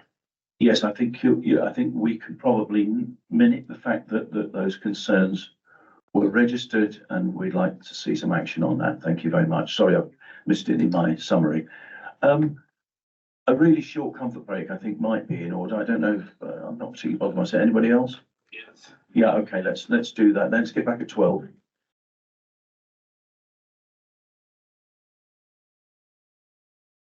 Okay, welcome back and thank you for that. So we'll move on to agenda item 8. And I'm thinking that possibly we've asked some of the questions that might come up here, but let's see. Neil, if you wouldn't mind, what could be Anna on this? I don't know. Anyway, presenting agenda item 8, preliminary flood investigation report for 2023. Thank you. Thank you, Councillor Henry. Before take the report as read and I'll talk through our presentation. So we wanted to do this presentation just relating to the 2023 filing, which we include January 24 in there as well. Just so that it's there is an understanding that we are moving forward, we are doing something before the reports are published later this year. And we wanted to give you an opportunity to comment on that and to provide some feedback and input prior to those reports being finished. So this is not an information only presentation. So we operate under 80% of what we do as a flood and coastal team is under the Flood and Water Management Act 2010. The section 19 of which is around the investigation of flooding is quite vague. And different authorities and different teams interpret this differently. So I've popped it up there just so you can have a look in the presentation, and I encourage you to have your own look at the Flood and Water Management Act. Very keen to do a presentation or a briefing to the councillors on that. It's quite a lot to cover. That'll be another day. So give a sense of what 2023 was for flood risk management professionals. It's quite exciting. It's probably not the right word to describe it. In Somerset, there were over 300 properties and businesses internally flooded in 2023. At least those are the ones that reported to us, and we do have an enormous issue at the moment with under-reporting or an unwillingness to report. There's some concerns that people have around implications that might have for their insurance, and also just knowing how to report is an issue. So we are working on that. But over 300 properties last year. Just by comparison, the 13-14 floods was around 150 to 160 properties flooded. Now they were flooded for a longer duration, perhaps in a more dramatic fashion. But we didn't have the Prince of Wales visiting us last year. So the understanding and the acknowledgement of the extent of flooding across the county last year, it can't be undersold. It was an absolutely catastrophic year as far as flooding is concerned. Now it's easy for us also to say that's only 300 houses across many villages and hamlets and towns. One of those houses, that was a pretty bad year for you. Some of those houses got flooded twice. So last year was a very, very wet year for Somerset. And that is also, by all forecasts that we receive, it's the shape of things to come. This is going to be a lot more frequent and normalised. So last year as well, the team had a backlog of the 2020 to 2022 reports, which, as far as we're concerned, has just been cleared in the last report to this committee. And then we have our backlog of reports from May, September, December, and January. I'll just also touch on the fact that there was flooding in January 23. That was primarily in the moors and levels, and I think testament to the success of the interventions and the work done since the 13-14 floods, not least the work done by the Somerset Rivers Authority and the work they've championed and funded. There was more water on the levels and moors in January in 23 than there was during the 13-14 event, and that was managed with minimal flooding. I think that is a real testament to the success of the work that's been undertaken since 13-14. But we are primarily concerned with the May 23 flooding, which is Milton, Cam Valley and Pitt Valley. Approximately about 170 to 180 properties flooded in that flood event. September 2023, we had Minehead, Wellington, Carhampton and Withycombe. That was about 70 to 80 properties flooded as a result of that rainfall. Some quite dramatic impacts on the transport network as well. November 2023, there was some widespread flooding, nothing that triggered a Section 19 investigation. December 2023, we had, we believe, 14 houses flooded in Martock, and then January 24, where there was quite significant impacts in Shepton Mallet, Croscombe, Knoll, Manning, Bruce, up to about 50 properties, we believe, but we are still investigating that. So this report outlines our methodology for the November, December and January flood events that we would be doing Section 19 investigations into. And it's that process that we'd like to get your comment and feedback on. A little bit more detail on the May flooding. We've broken this up into 6 Section 19 reports that we're going to be undertaking. You've got the breakdown there on the presentation. Milverton is geographically quite removed from the other Section 19 groupings, and but that side, and you've also got the number of properties as within each of those groupings. So we can come back to that. That's, yeah, like as I said, about there was about 170-ish properties flooded during that flood event. 17th of September, flooding was seen in quite significantly in Minehead. Wellington was quite heavily hit, and also Carhampton and Withycombe. Quite small numbers there. The impact of that flooding was quite stark. 4th of December, we received flood reports from across the county, but most significantly in Martock. We're not quite there with our data set. We receive reports that from This is a great example from the flood warden. 14 properties are flooded. We go back and ask them, okay, well, can we get addresses and get some details? You know, were they internally flooded, externally flooded? To what depth, and what was the mechanism of flooding? Can you please give us more details? We have yet to receive that information, but we do believe that there's is a legitimate Section 19 there to investigate that.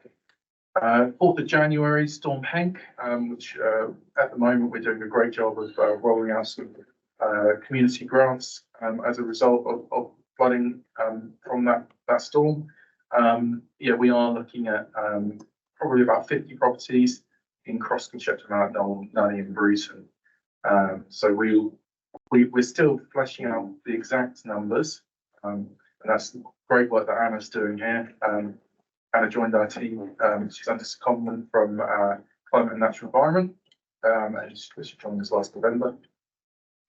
So Anna will be the one helping carrying out these reports and doing the investigation. So our process for this is in the report, and it's on the screen there. We are looking at getting the May and September reports. It's the bulk of what we're going to be working on. We're hoping to get that completed by the end of the calendar year, and that's a commitment now. It's out in the public realm. That's a commitment we have that we will be doing our very, very best to meet that deadline. As you saw from previous reports, there's quite a lot of work that goes into these, and Anna's just one person. She'll be doing her very best, and we'll be supported by the team and other members of the flood risk management sector throughout Somerset.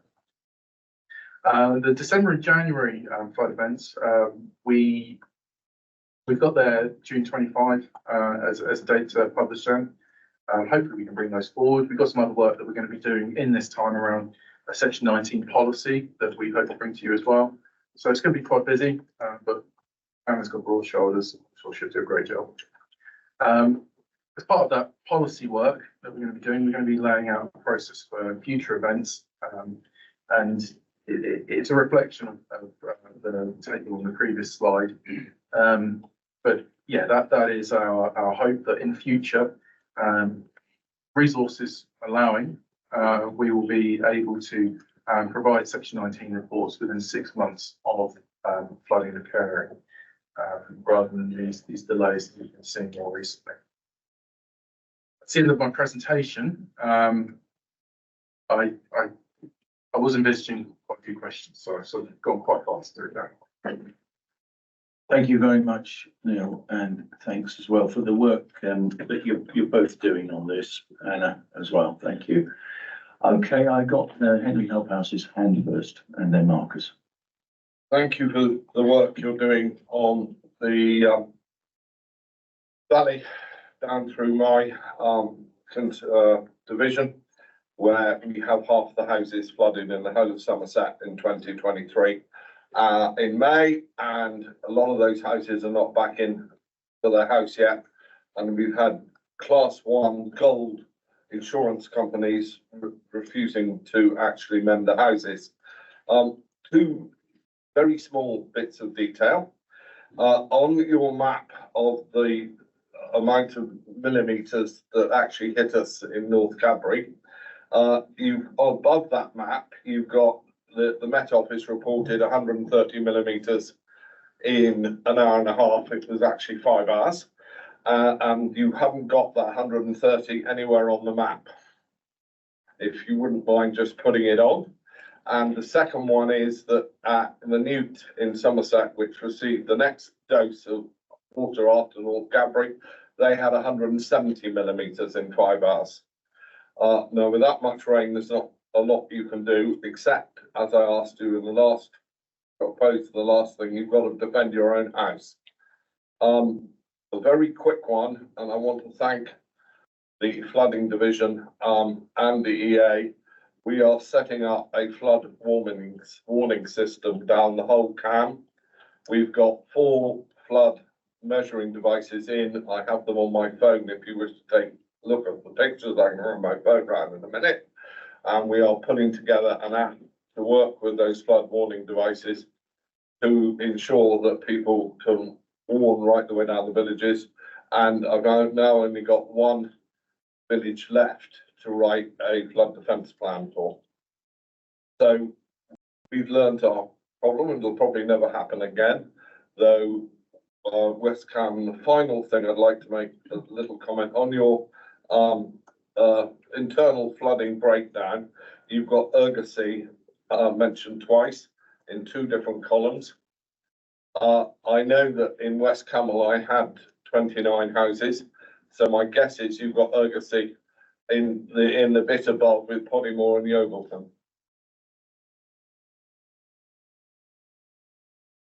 I see what you mean there. Yeah, we address that. Thank you. Thank you. Yeah. It's a big county. The lines changed on where we were going to do things. Yeah. And actually, if I could come back to your point, Henry, that work that you have been doing on the ground within your ward, within your areas, is it something that might be taken forward to the local community networks across the county? That I believe is Dixie's intention when we've got, I believe is Dixie's intention when we've got it rolled out. Lucy? Shall I just come in? Certainly we're using the local community networks as a vehicle for raising awareness and gathering information on flood risk. I think around the specific flood monitoring that Henry's been involved with, which is really brilliant. It obviously only relates to rivers rather than surface water flooding, so it all depends on locality. Thank you very much. Okay. Richard, did you share that? I did have my hand up. If there's nobody else from the actual board to speak, I was quite interested both with Henry's response about the. Sorry. Go on, Richard. Henry's response about the gold standard insurance knots, and your comment about the fact that underreporting is due to the fear that insurances will go up or probably not be able to be insured at all. I just wonder if that is justified, or you feel that fear is justified in that nature. And is there anything? You're the wrong person to ask about insurance in general, obviously. But is there anything that can be done with the insurance companies to prevent them behaving in, shall we say, an underhand manner? Feel free to answer. Yeah, I can provide a bit of a response to that. Our reporting that's put into the public realm is only reports down to postcode level. So we will never identify specific houses that have flooded. We will identify a number of houses in a postcode. That's a fairly standard industry practice for that level of detail. I am aware of some work that's been done by the insurance industry with the University of Oxford around future flooding and flood risk and the impacts that will have on the insurance industry. Somerset was used as an example of sort of a working example of how things may change and the risks, how that may change. That report, I believe, is publicly available. I only saw it in draft about 6 months ago. So the insurance industry are quite switched on to what's happening. But whether you report or not, specifically to your property, I don't believe that's going to impact on your insurance. It's at postcode level. Like answer some of Richard's. If you like, yes. The NFU insurance company are paying half the cost of waterproof doors for people who have insured with them for a length of time. Those doors are £3,500. They do expect you to pay the other half, and they will continue to insure you if you put the doors on. There is also the reinsurance government set up for people who have been refused in the past. The NFU won't take on new people, so it's no good hoping that they're going to pay your resilience if you haven't insured for them for some time. Thank you for that. Dave Ansell. So sort of 2 points. Yeah, firstly, just wish to comment, pleased to hear we have an officer in-house now doing these reports. And just a sort of general comment on that, and interested to hear what the plan is going forward. I suspect many of us welcome the idea that we have got a specialist officer able to do these reports in-house, and we tend to feel that's the important right thing to do, rather than probably having to pay a lot more for consultants to do it. So I hope this is, this is how it's handled going forward, but would be interested to hear sort of what the thinking is on that. And I thought I should just give it's partly a little bit of a perspective from, so my division covers Milverton, so which is clearly sort of slightly separate from where other areas which have had lots of problems, and perhaps slightly different because we're in a hilly area. So as I've understood, it's not the rivers that have caused the problems. It is much more the surface water in our area that's caused it. And well, really, I think and I should also say, my fellow councillor for the ward, he lives in Milverton, so not surprisingly, he's much more engaged with this. But I do try and follow what's going on, and do hear some of it. And in general, it was a big shock to Milverton when the flooding happened, and some people got really badly affected. So and it leaves a legacy of people worried, is it going to happen again? And so, and I'm sure it's the same in the other areas too.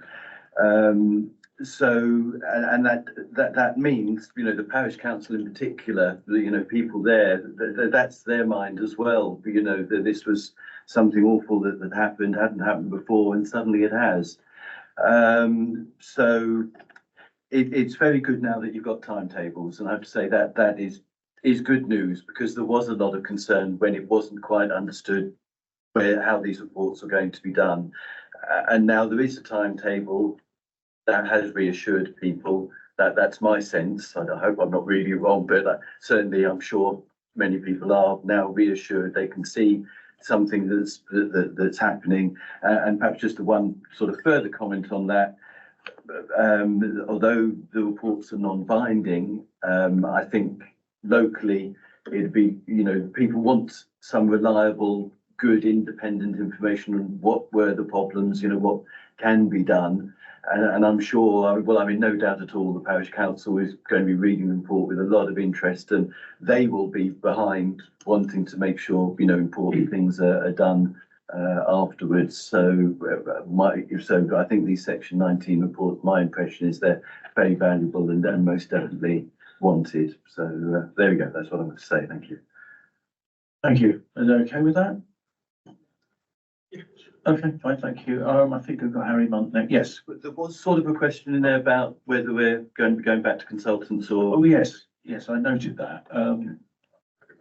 Yeah. After the May flooding, and it became quite clear that we're going to have multiple Section 19 reports needed, we sort of put the white flag up and said, this is far beyond our capacity. Mickey really went out there and found us the funding to second Anna in on a temporary basis. So I do just stress that Anna is absolutely fantastic, and a background in environmental reporting and climate change initiatives. But she is only a temporary resource. I'm very keen to have a briefing with councillors to talk more broadly about the team, what we do, and where we are in our journey. I repeat myself here a little bit, but I encourage you to engage in that briefing when the opportunity arises. Okay with that? Okay. Sorry, Harry. Thank you, Chair. My first question kind of goes back to what I was saying earlier about the recommendations that come out of the report, and I was wondering, firstly, is there some sort of timescale set out for addressing those recommendations? Secondly, it's really good to see. I completely agree with Dave. Once we've got a well-resourced team, that these reports can come out a lot faster and we can respond to them. My question from that kind of follows on that: do these reports ever go out of date? Do they become invalid if a certain amount of time has passed, or if another event happens and it triggers another Section 19 report in the same area? Do we start from scratch, or does it build on the previous one? And then sort of combine those two questions: if a recommendation from a previous Section 19 report isn't fulfilled, is that noted in a Section 19 that comes out for a future event? Thank you.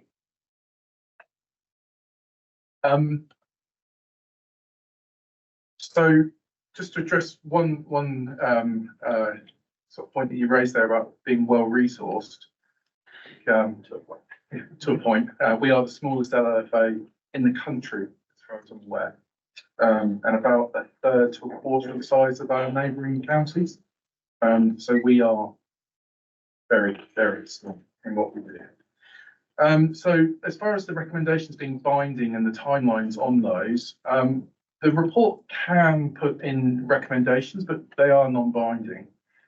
A lot of the interventions that will be described and recommended tend to be quite small, and so quite simple things. So in Milverton, I was there in Milverton, so was Mickey actually on the morning after the flooding. Actually, a very, very clear couple of interventions needed there. They're not the sort of thing that a council would ordinarily do. They're quite small, so we'll need to work with our partners and on that. And this group that I mentioned earlier, the agile, small intervention, low risk, high value work, that's the sort of thing that they will be able to focus on. And I see that group being informed by parish councils, by Section 19 investigations, by other investigations that have been undertaken. So all I say is watch this space and how we respond to these recommendations. But I think what we're seeing is that more and more it's going to be small scale, small interventions across a large area, lots and lots of small things being done, rather than a project that we have at the moment is the Taunton Strategic Flood Alleviation Improvement Programme, quite a mouthful, which is some quite large scale interventions in Taunton. So Long Run Meadow being one of those. We're probably going to see less of that sort of thing and more of the small scale stuff. And that's not something that we're really set up to deliver, but it's something that I think that we need to really get a process and get into some momentum behind. So with regard to these investigations going out of date, well, we've just approved or adopted some investigations from Croscombe in 2020. We're just about to start some new investigations into Croscombe. So the sort of first step in a Section 19 is a desktop exercise reviewing previous investigations and studies in the area, and it will be noted in the January 2024 investigation for Croscombe that the 2020 investigation had only just been published, and that some of the recommendations from that have been carried out, but many haven't. So they don't really go out of date. So much as very often we see flooding in the same place, and they can be readdressed. Yeah, sure. Just add to that if I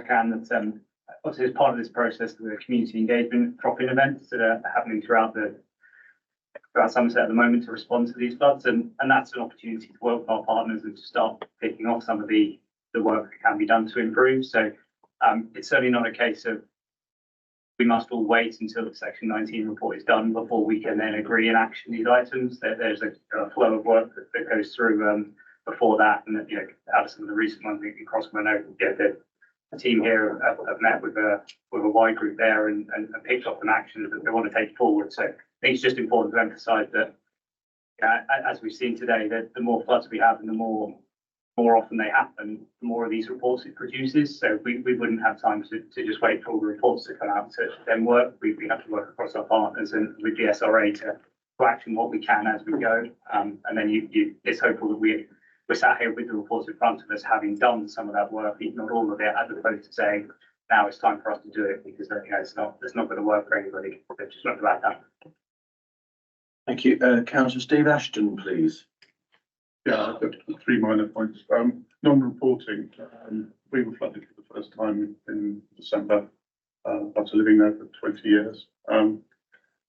Decided not to report it because it's not just insurance, but it's on picking up on searches if we wanted to sell, because that would hit our sale price on our house. I spoke to 2 of my upstream neighbours, and they said they were both flooded for the first time ever in December, and they said, no, we're not going to, we don't want to announce the fact that we've got a risk here.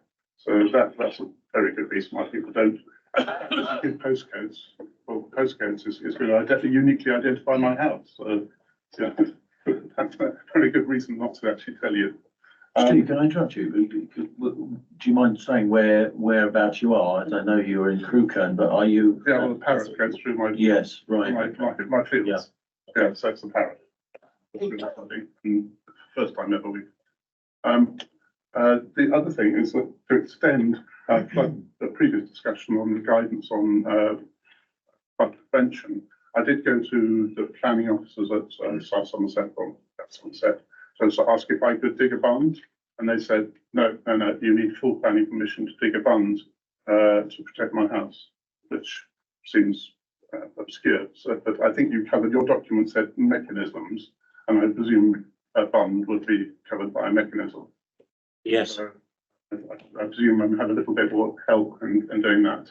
And finally, on saying that EA does enforcement, we reported a farmer just downstream from us who dumped 40 tree stumps in the river.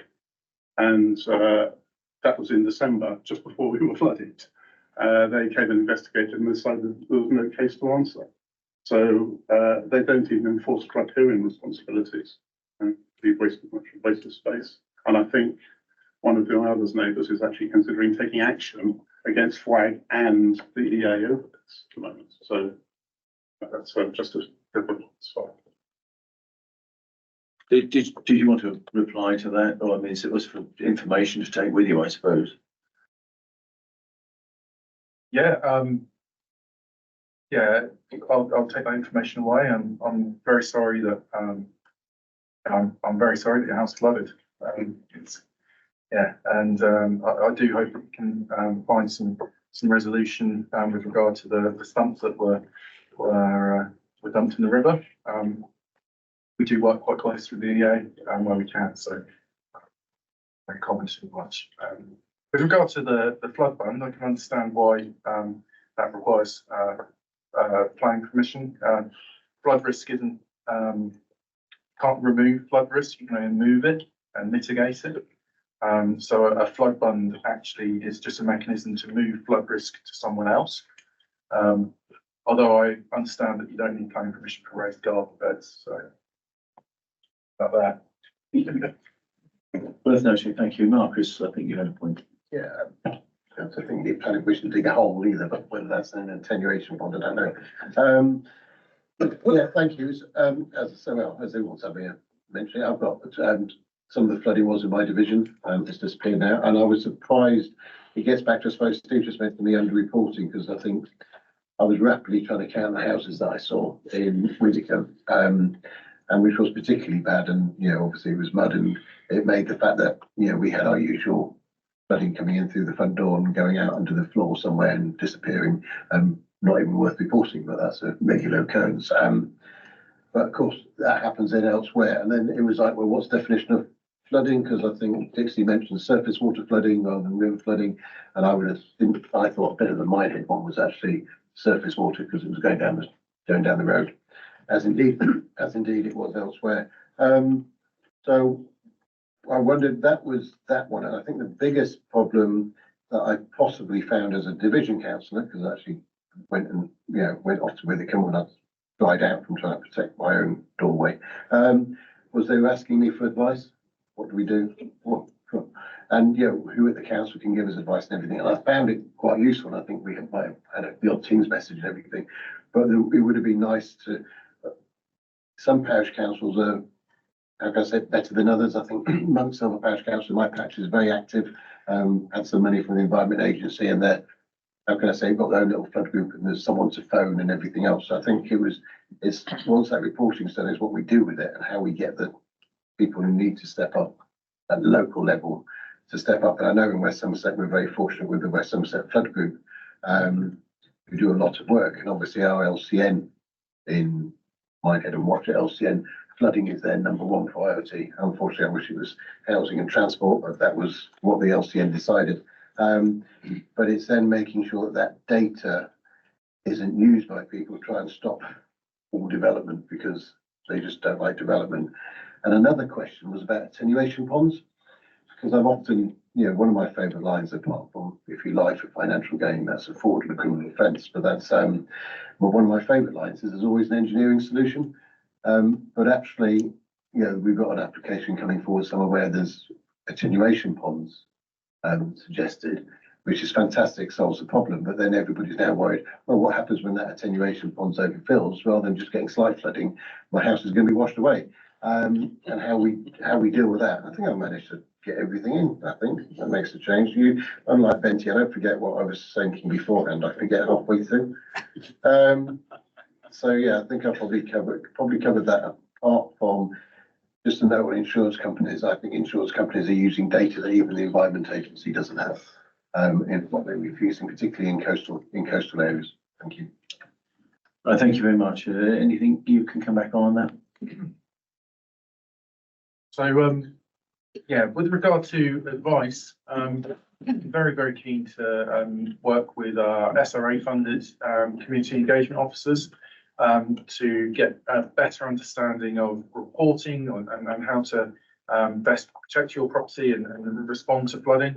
I'm very keen to get some of that work rolled out in the next 6 to 12 months. And our community engagement officers, such as Belle Deering and Paul Elliston, really good at engaging with LCNs on that. So we are seeking to improve in that area. And actually yesterday, Nicola Dawson and I actually signed off on an information booklet that's going to be going out. That you'll see that shortly. That's an initiative partnership with the EEA. With regard to development and using data and using that data to stop development, of our 4.8 FTE within our team, apart from the consultants and secondments, 2.8 of that FTE is focused on just development applications and land range consents to a lesser degree. We do that's the engine room of our team, and we review every major development that comes through the council, through the planning department, and we provide a flood risk assessment. We review the flood risk assessment provided, and we provide comment back on that. It's complex. It's very, very uncommon that these are just that everything's fine, go away and build. We are always seeking to improve on that, and we use a 1 in 100 year standard plus a 45% climate change uplift. So that's quite a significant standard of build that we expect in our new developments. Now that's only been happening for less than 10 years, so but we can only work moving forward. But also just comment on the fact that Schedule 3 of the Flood and Water Management Act is coming into force. It's meant to be October, November this year, but by obvious reasons that may not happen. And that's going to put very significant additional duties on the team. It's going to double our workload in certain areas, and that is around attenuation ponds, which is sustainable urban drainage systems or sustainable drainage systems. So I take your comment around development, and I take it very seriously. That is a big part of what we do. Just with regard to attenuation ponds, it sort of ties in with that. Like I said, we do use that 1 in 100 plus 45% climate change uplift. It's quite complex. We've got myself and probably 1 or 2 other people in the team who really understand the sort of the engineering behind that. So it's quite difficult for us to find appropriate levels of investment into that, but we do our best. Okay, I'll take one more question, then we need to move on, Henry. In 2018, you won't know you did this. You cleared the A303 dual carriageway upgrading to put all the attenuation water into Podimore. I know you didn't do it, but at the end of the day, attenuation ponds have to go on emptying after they've filled up. And it is absolutely pointless having attenuation ponds if downstream of it, you're going to flood another village. I know I'm not blaming you, I'm just making a point. We're now in London trying to deal with it, or Richard is. Yeah, no comment, fine, well, yes. Yes, right, thank you, Henry. I don't want to take any more unless it's urgent. So thank you very much for that report, both reports were really thorough, and the appendices were enormous, and I know it took a long time to get through them, but we're very grateful for that. So the report is noted. A number of different individual items and areas have been, I hope, been taken on board with some observations from the councillors in the room. I think, like the idea we mentioned, flood warning devices, which came from Councillor Hobhouse's in his ward, and is going to be taken on hopefully by the local community network, which is really good. Timetable was certainly reassuring. Questions ongoing, I think, about consultants or in-house. Whether we did it with it in-house. So, and then unless anybody's got anything to add to that, I think that probably summarises it. Thank you very much. Thank you very much, and look forward to seeing you all at the briefing. Yes. Okay, moving on to agenda item 9, we've got, I'm pleased to say, we've got a report from the Task and Finish Group on Somerset Energy Investment Plan, and that was led by Councillor Dave Mansell, who's going to report back now. Thank you. Thank you. I wasn't quite sure how we're doing it, so that's good. Thank you.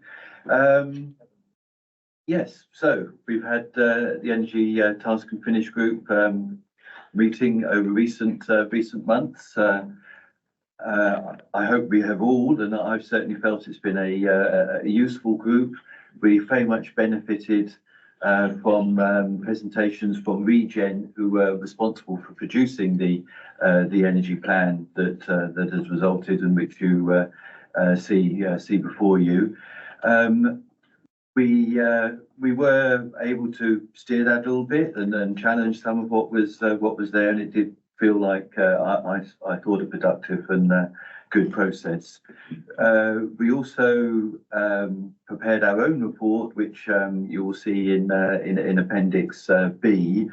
I think the main thing is, though, that we're certainly commending the Regen report and our own Task and Finish Group report, and would like to propose that we recommend both to be passed on to the executive and to the lead members, but we hope for actioning. So to say a little bit of what we came up with from the Task and Finish Group, which does reflect, a fair amount of what's in the Regen report. Key elements which they had in their framework were to reduce demand for energy through energy efficiency, installation, as well as technology shifts such as electric vehicles and heat pumps, which actually use less energy than the fossil fuel alternatives they're replacing. Which goes on to the next one, that the importance of electrifying energy supply, so increasingly moving towards electricity as being our main source of energy. And for that, the third element, the infrastructure needs to be got right. So flexibility, storage, but also clearly what the grid can supply and have supplied into it is absolutely vital and very important. A couple of areas we gave some close attention to, and there were many. One was on the energy performance of our homes and the energy performance certificates. Now there is a recommendation in there in the Regen report to achieve EPC-C by 2035, and that is an important step on. It was also noted, though, it's still not what's necessary to get us to net zero, and that it's important that that's understood. So although it's a good target to aim for, it does need to be aware that we still need to go further, and actually those who can go further straight away, it is the best thing to be done. So one of our conclusions was that yes, set that target, but it does need to be subject to future review as well. Now, similarly on renewable energy as well. That's here. Yep. So there was a target for local renewable energy generation of 45%, which I have to say, actually, I think many of us thought, is that all? Because the climate strategy at the moment says 100%. So this was actually, what looked like a step backwards. Once you got into the detail, there was some reasons for that. And we do also have to be aware that, of course, we are getting energy from national assets as well. But 45% is a big move on and is a good target to be aiming at. But there could be still further to go. So it's another one that, yes, set that as a target, but it should be subject to future review once, we know what we've learned from getting, moving towards 45% and seeing whether we can then go even further. We ended up with next steps, and these are particularly aimed as recommendations, both for the executive, but also for our scrutiny committee reports that we may wish to have coming back. So now areas we picked out, and these were things identified in the Regen report, and these was some that we gave particular priority to. So I mean, everything that Regen suggested was good and important to do, but these were some that we wish to highlight.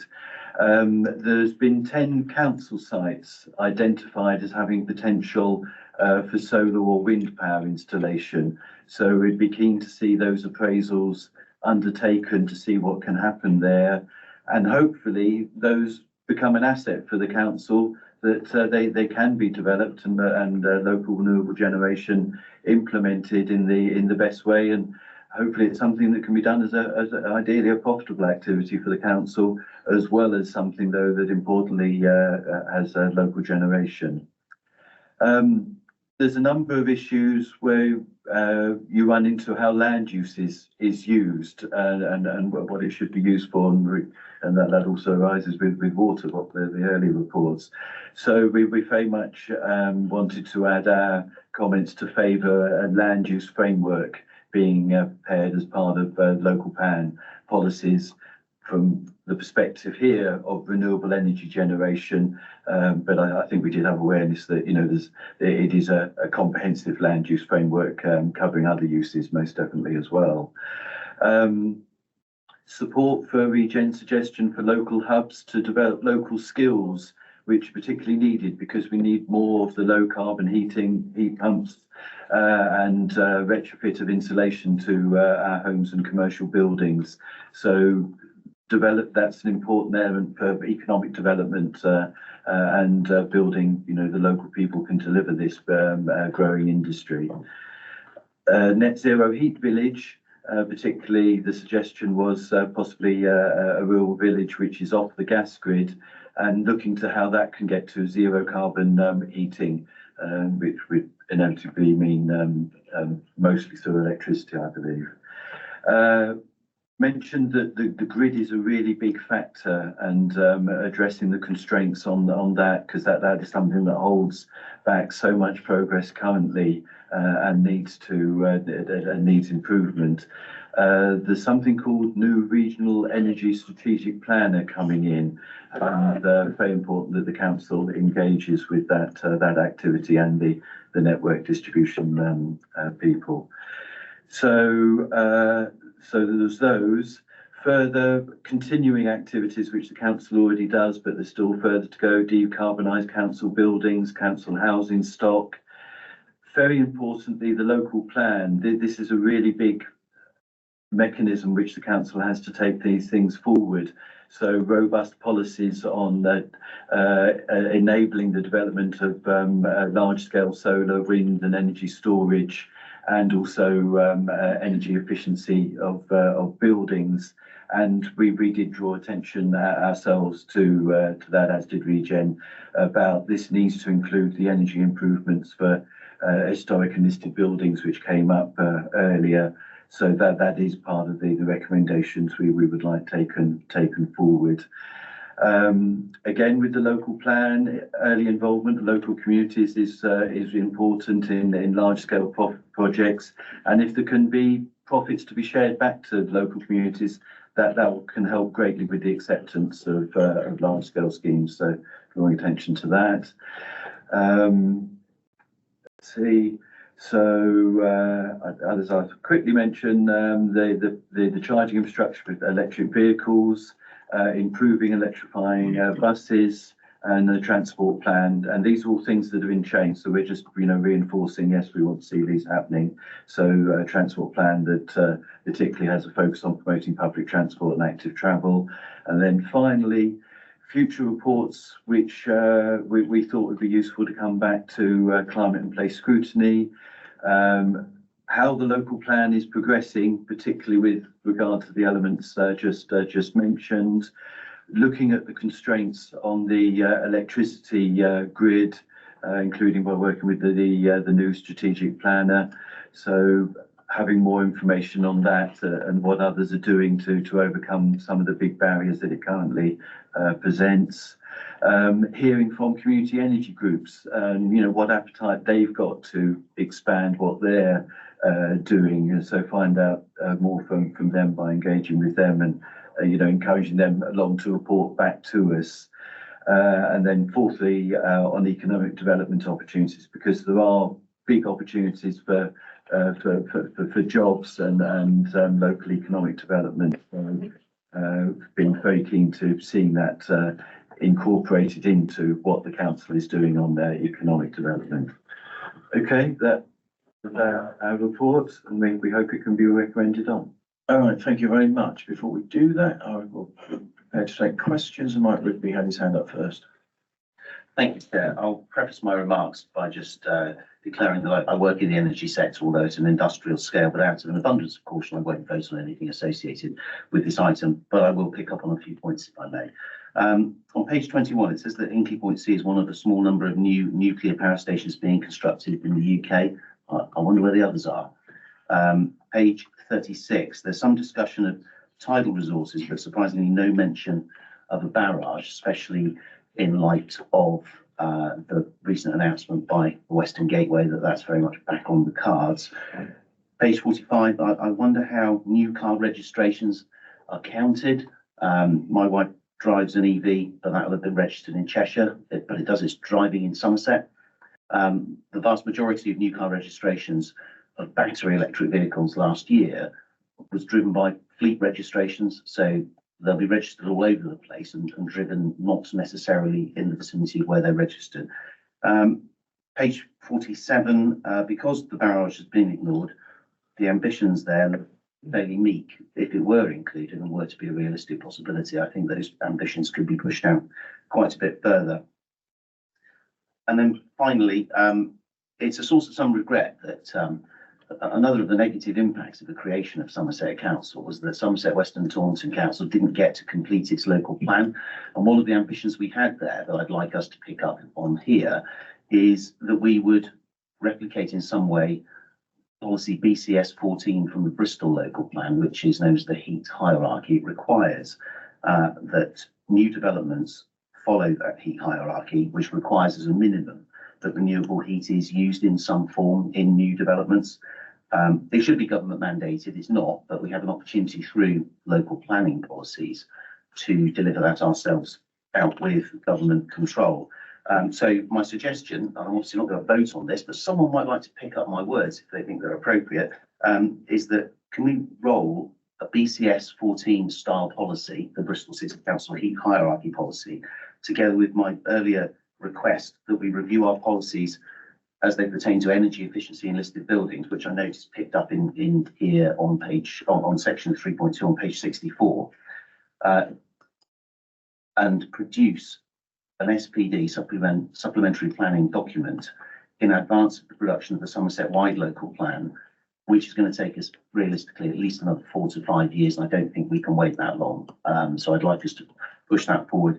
Councillor Ashton mentioned to me earlier that, and it's also in the report, that Baines have done something along these lines. And I'd like us to consider doing that. So my proposal, if it were a proposal, would be something like, we recommend that our planning service reports back to this committee on the efficacy of producing, one, a supplementary planning document on how we approach energy efficiency developments in listed buildings, and two, a policy similar to Bristol City Council's BCS 14. Thank you.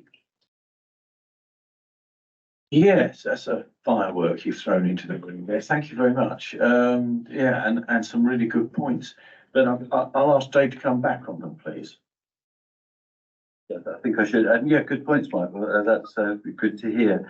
Let me just see. I think probably the biggest ones you were on tidal, and we were keen, and you've got some more information which we didn't have, so that didn't come. So I think that's really important that that is noted as part of the discussions today, and it sounds as though it's a good opportunity the council needs to push along. So that's very helpful. On the local plan, I completely agree with you on the heat hierarchy, and Henry actually made a very good point as well about Bath and their historic buildings policy for energy efficiency. So Henry, you credit Henry with this doing that, you contributed to some, but that was mentioned earlier as clearly something else that we should be faking for our planning teams to be looking at. Now, what I particularly important thing I should say is we've been round this SPD and DPD actually once already in our short history. We've already had a recommendation to planners which went on to executive, and we actually got pushed back. And as my understanding is, an SPD won't do it because we need new policy. So it has to be a DPD, which is, so one is, I think, a special planning document. The other one is a development planning document. And a development planning document actually has, because it's new policy, and it actually has, what we were told, is you have to do nearly many of the same steps as the local plan does.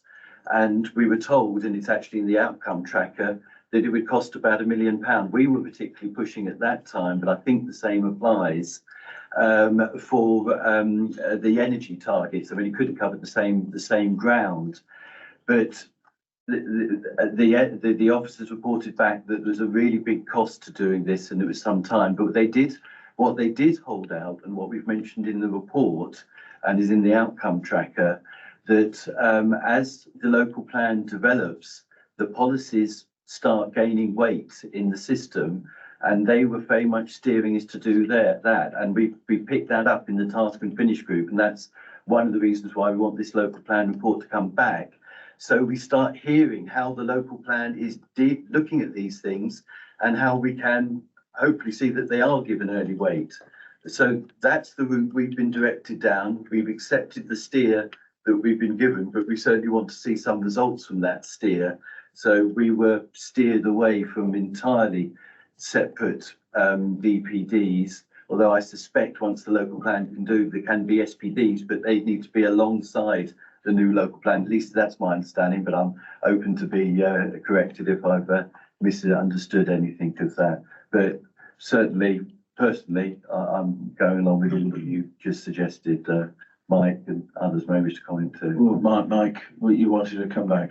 Yeah, just very briefly, I mean, referring to page 64, I'll just quote very quickly. Bath and North East Somerset Council has led the way in developing guidance on retrofitting for historic and listed building stock through its energy efficiency, retrofitting and sustainable construction supplementary planning document. So I think we need to understand why it is that Bain's been able to produce an SPD on this.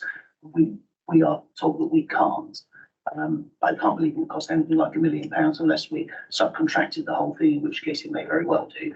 But my request there would be that we get a grip of how we employ in our planning functions and drive down the number of external contractors that we currently have in that area. But I think that's the key. If Bain's have been able to do it, why can't we? And I'll just finish there very quickly by saying it was remiss of me not to thank Councillor Mansell before I started speaking on a good piece of work in both the task and finish group and the report that is produced. Thank you. Thank you, Marcus. Thank you, and yeah, I think I'd also like to thank Dave for chairing that, although I did sit on it, and I would also like to say thank you for the explanation of the SPD, because I had some vague recollection of quite a long meeting, or quite a long debate on that one, and it was quite enjoyable being part of this, and there was indeed, and obviously the usual declaration of interest here, because I am still part of a defunct company that was looking at lagoons, was actually with regard to the barge or reef or anything that you could do instead. There is now retalk with lagoons. I understand my personal opinion is that you want to go straight across the water, because why do 6 different things when you could do one big thing? But that's just a personal view on that one. But I think getting back to the nitty gritty, and you mentioned it there, Dave, about training in the local economy and the economic development. I was at a meeting yesterday in Deepest Darkest Minehead, and one of the concerns we've got there is the lack of training for retrofit and especially when we come to the social mobility in West Somerset. And one of the issues that came up, and it's nice this word, my words, was that actually all the training places are not necessarily in Minehead, obviously, but they might all be in Bridgewater. But of course, there's no way you're getting to Bridgewater because, and I've got it in, we need a bus to Bridgewater from West Somerset. But that wasn't my words. There's a genuine concern that the young people in West Somerset that might want to get into this field can't, because they physically can't get there. And that needs looking at how we can, I just want to bring that up because it was mentioned really. And with regard to the training in the local economy, of course, we've got issues where, there's companies coming down from Nottingham to fit solar panels, sorry Steve, but they do. And that's why, well, because the next local company was far too expensive. I don't know whether they tried you, obviously, Steve, and how we get around that. And of course, we've got the other issue where you've got these government grants for insulation going on, especially in my division. There's all sorts of strange companies from up north coming down here. I can say that because some of them actually came from my town, where I'm from, to retrofit insulation. And you think, well, have we not got anyone in Somerset who can do that? Why are they coming down? I mean, it's very nice they're paying for hotel bedrooms. But we're coming down to do this job and probably on government grant money, and we've got no one to do that. Sorry, I didn't bring it up at the task and finish group meetings, but actually it was only in a meeting yesterday that this sort of all came up. I'll leave it at that for the time being. Thank you. Right. Okay. Well, Dixie. If I sort of was wanting to come in at the end, so if there are other members who want to say anything, I'll hold off. Looks like you can go ahead. I just want to thank the task and finish group. I think I'm kind of like impressed by how not just engaged, but how informed they've been. I think it's a really constructive report, and I just kind of really sense the genuine interest from all of the members of that. I think it's been really, really fruitful. So thank you very much. I'm also delighted about the local energy investment report. I want to just sort of add a caveat. I think that word investment might make some people nervous given our financial situation. I really see it as a map of opportunities around renewable energy. I think it should kind of link with our future around economic prosperity, around green technology. I don't think Somerset Council will be a lead investor. It will be an enabler, but I think that map of, you know, what the opportunities are is really, really fruitful. And I'm really pleased that it also focuses on how we can reduce our energy consumption. I think the whole retrofit agenda is a really, really important one. It's very easy to kind of focus on how we're going to generate kind of more electricity, but we also need to look at how we can reduce consumption, and there are so many co-benefits to that. But just a really big thank you to the team. I think it's been really helpful. Thank you very much. Right, I'm not seeing any more questions. I'm aware that we're now past 1 o'clock, and I do want to, you know, get on with the meeting, and thank you for waiting for so long. Councillor Dunn, why don't you come in with me from Frome? It would have saved a lot of bother. Do come in and ask your question. Sorry. I'm terribly sorry to be a nuisance, Chair, and I know you're all straining to get to lunch, as we all are. Just a couple of observations, really. The aspect of interpretation by planning departments of the existing legislation. I'd just like to highlight one thing. I sat on a planning board where the planning officer had made a comment about solar panels on a listed building, which was actually run as a business. And they'd commented that the output of the solar system was negligible compared to national targets. Now, just have a think about that. That means that everyone in the country is wasting their time putting solar panels on the roofs of their houses. Now, I think that interpretation and that is interesting, but what happens is we had to then at planning say, well, this business will go possibly bust if they can't afford their electric bills.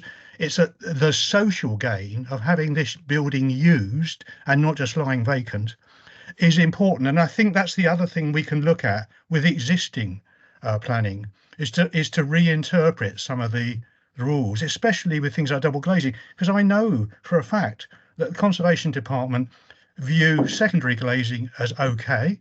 They don't like double glazing, partially because in the past it had been clumsy and bulky and didn't look like the original. That's changed, and the double reflection you get, which they used to complain about, is just as bad with secondary glazing. And for me, that's not really a factor. I think it's the weight of the glazing bars, etc., etc. So perhaps we could revisit with our own planning departments how they interpret this and look at possibly doing a DPD or something, and possibly contact the CSE who've given me advice before on this, because they are they didn't get the regen.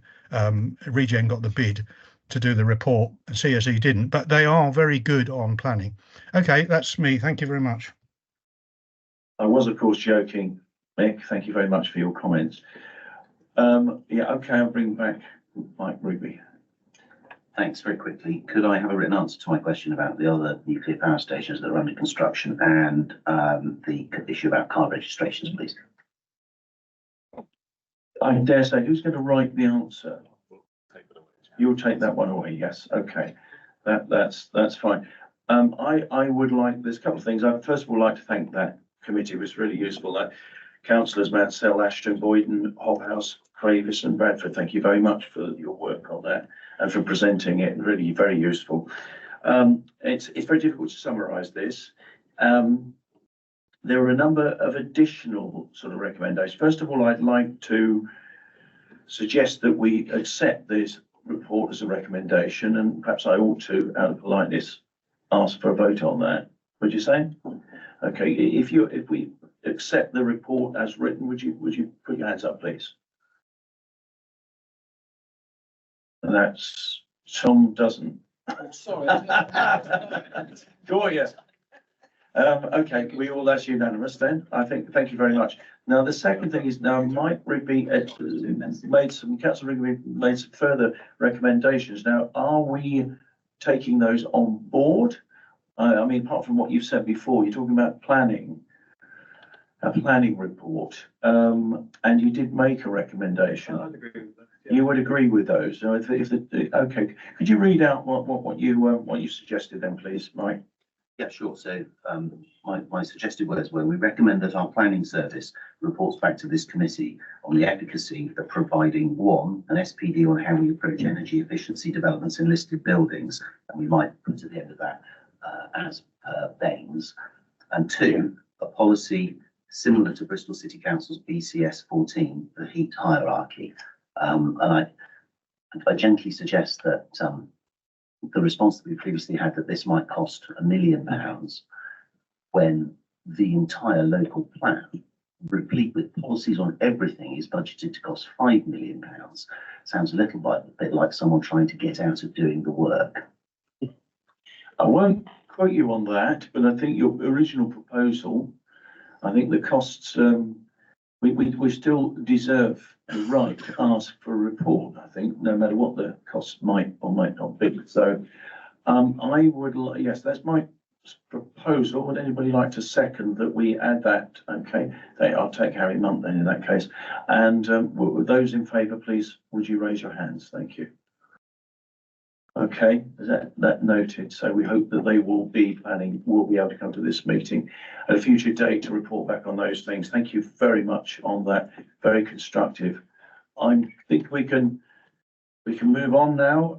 Item 10. I'm sorry to keep you away. Do understand if people need to go. We have Christian Evans to report to members on month-end budget monitoring. Thank you. Thank you, Chair. Good afternoon, everybody. Chris Evans, Head of Finance Business Partnering. So this is the month 10 budget monitoring report to the end of January.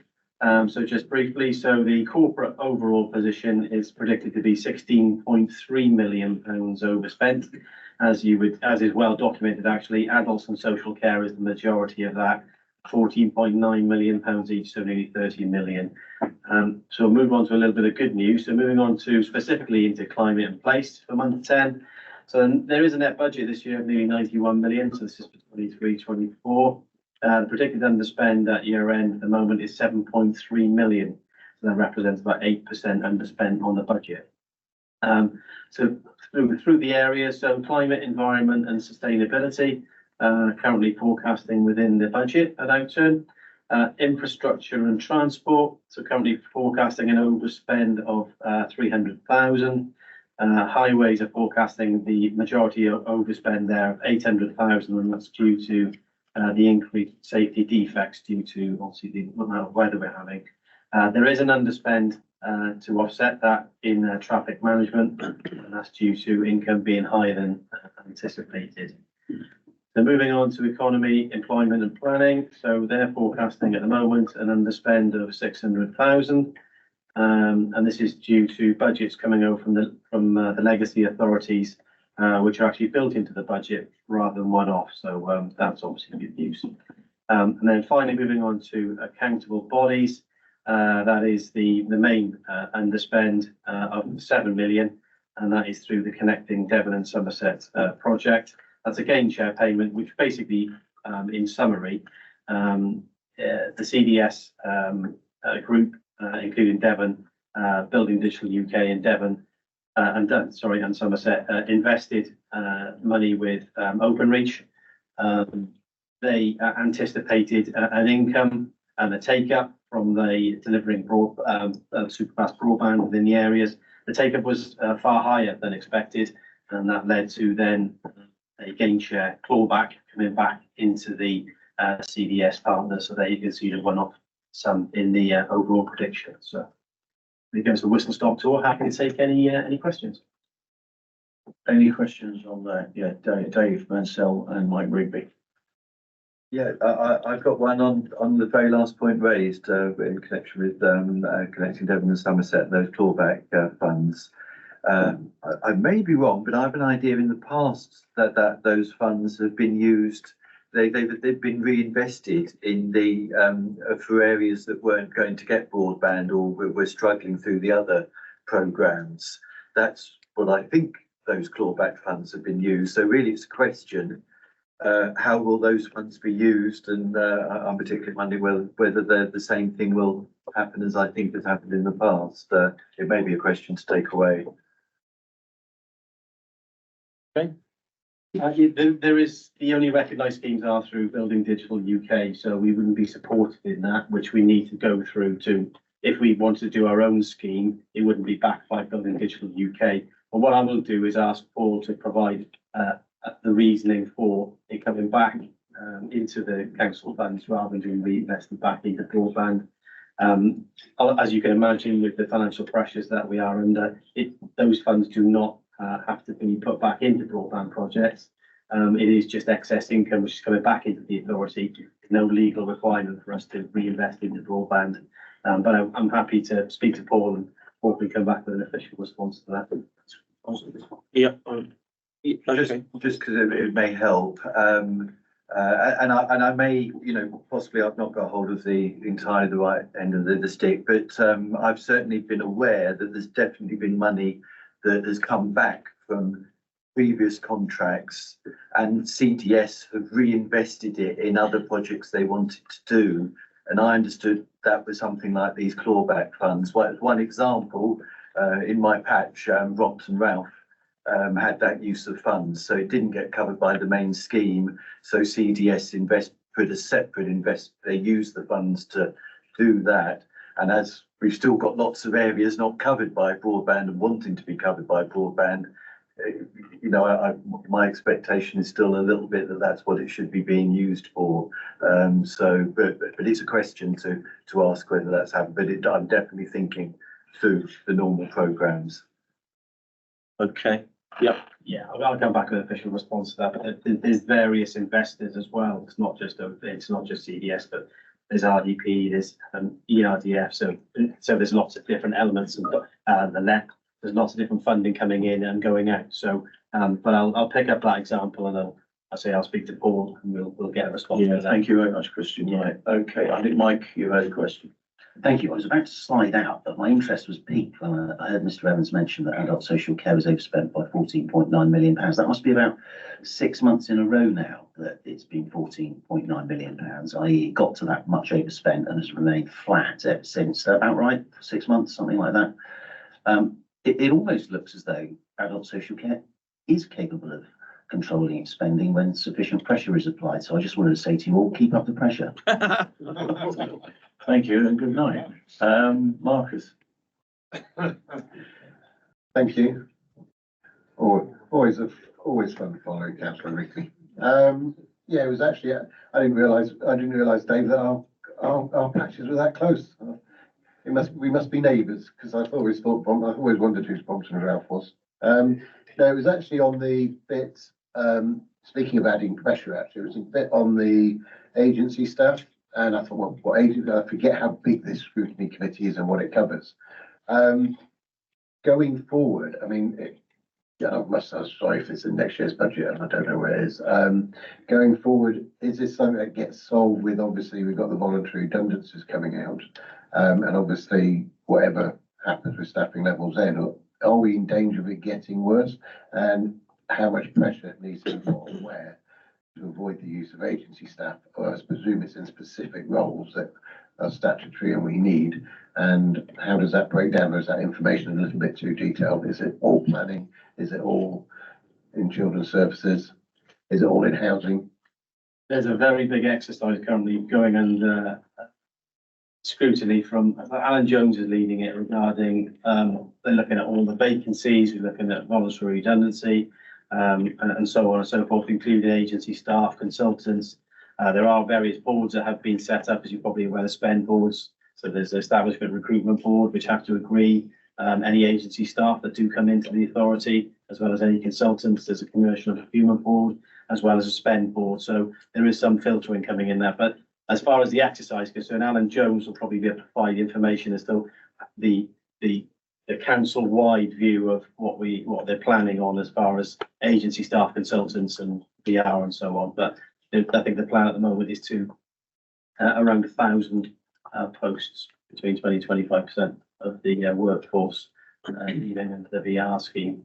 But yeah, Alan probably be the best person to provide information on that. But yeah, it is being reviewed.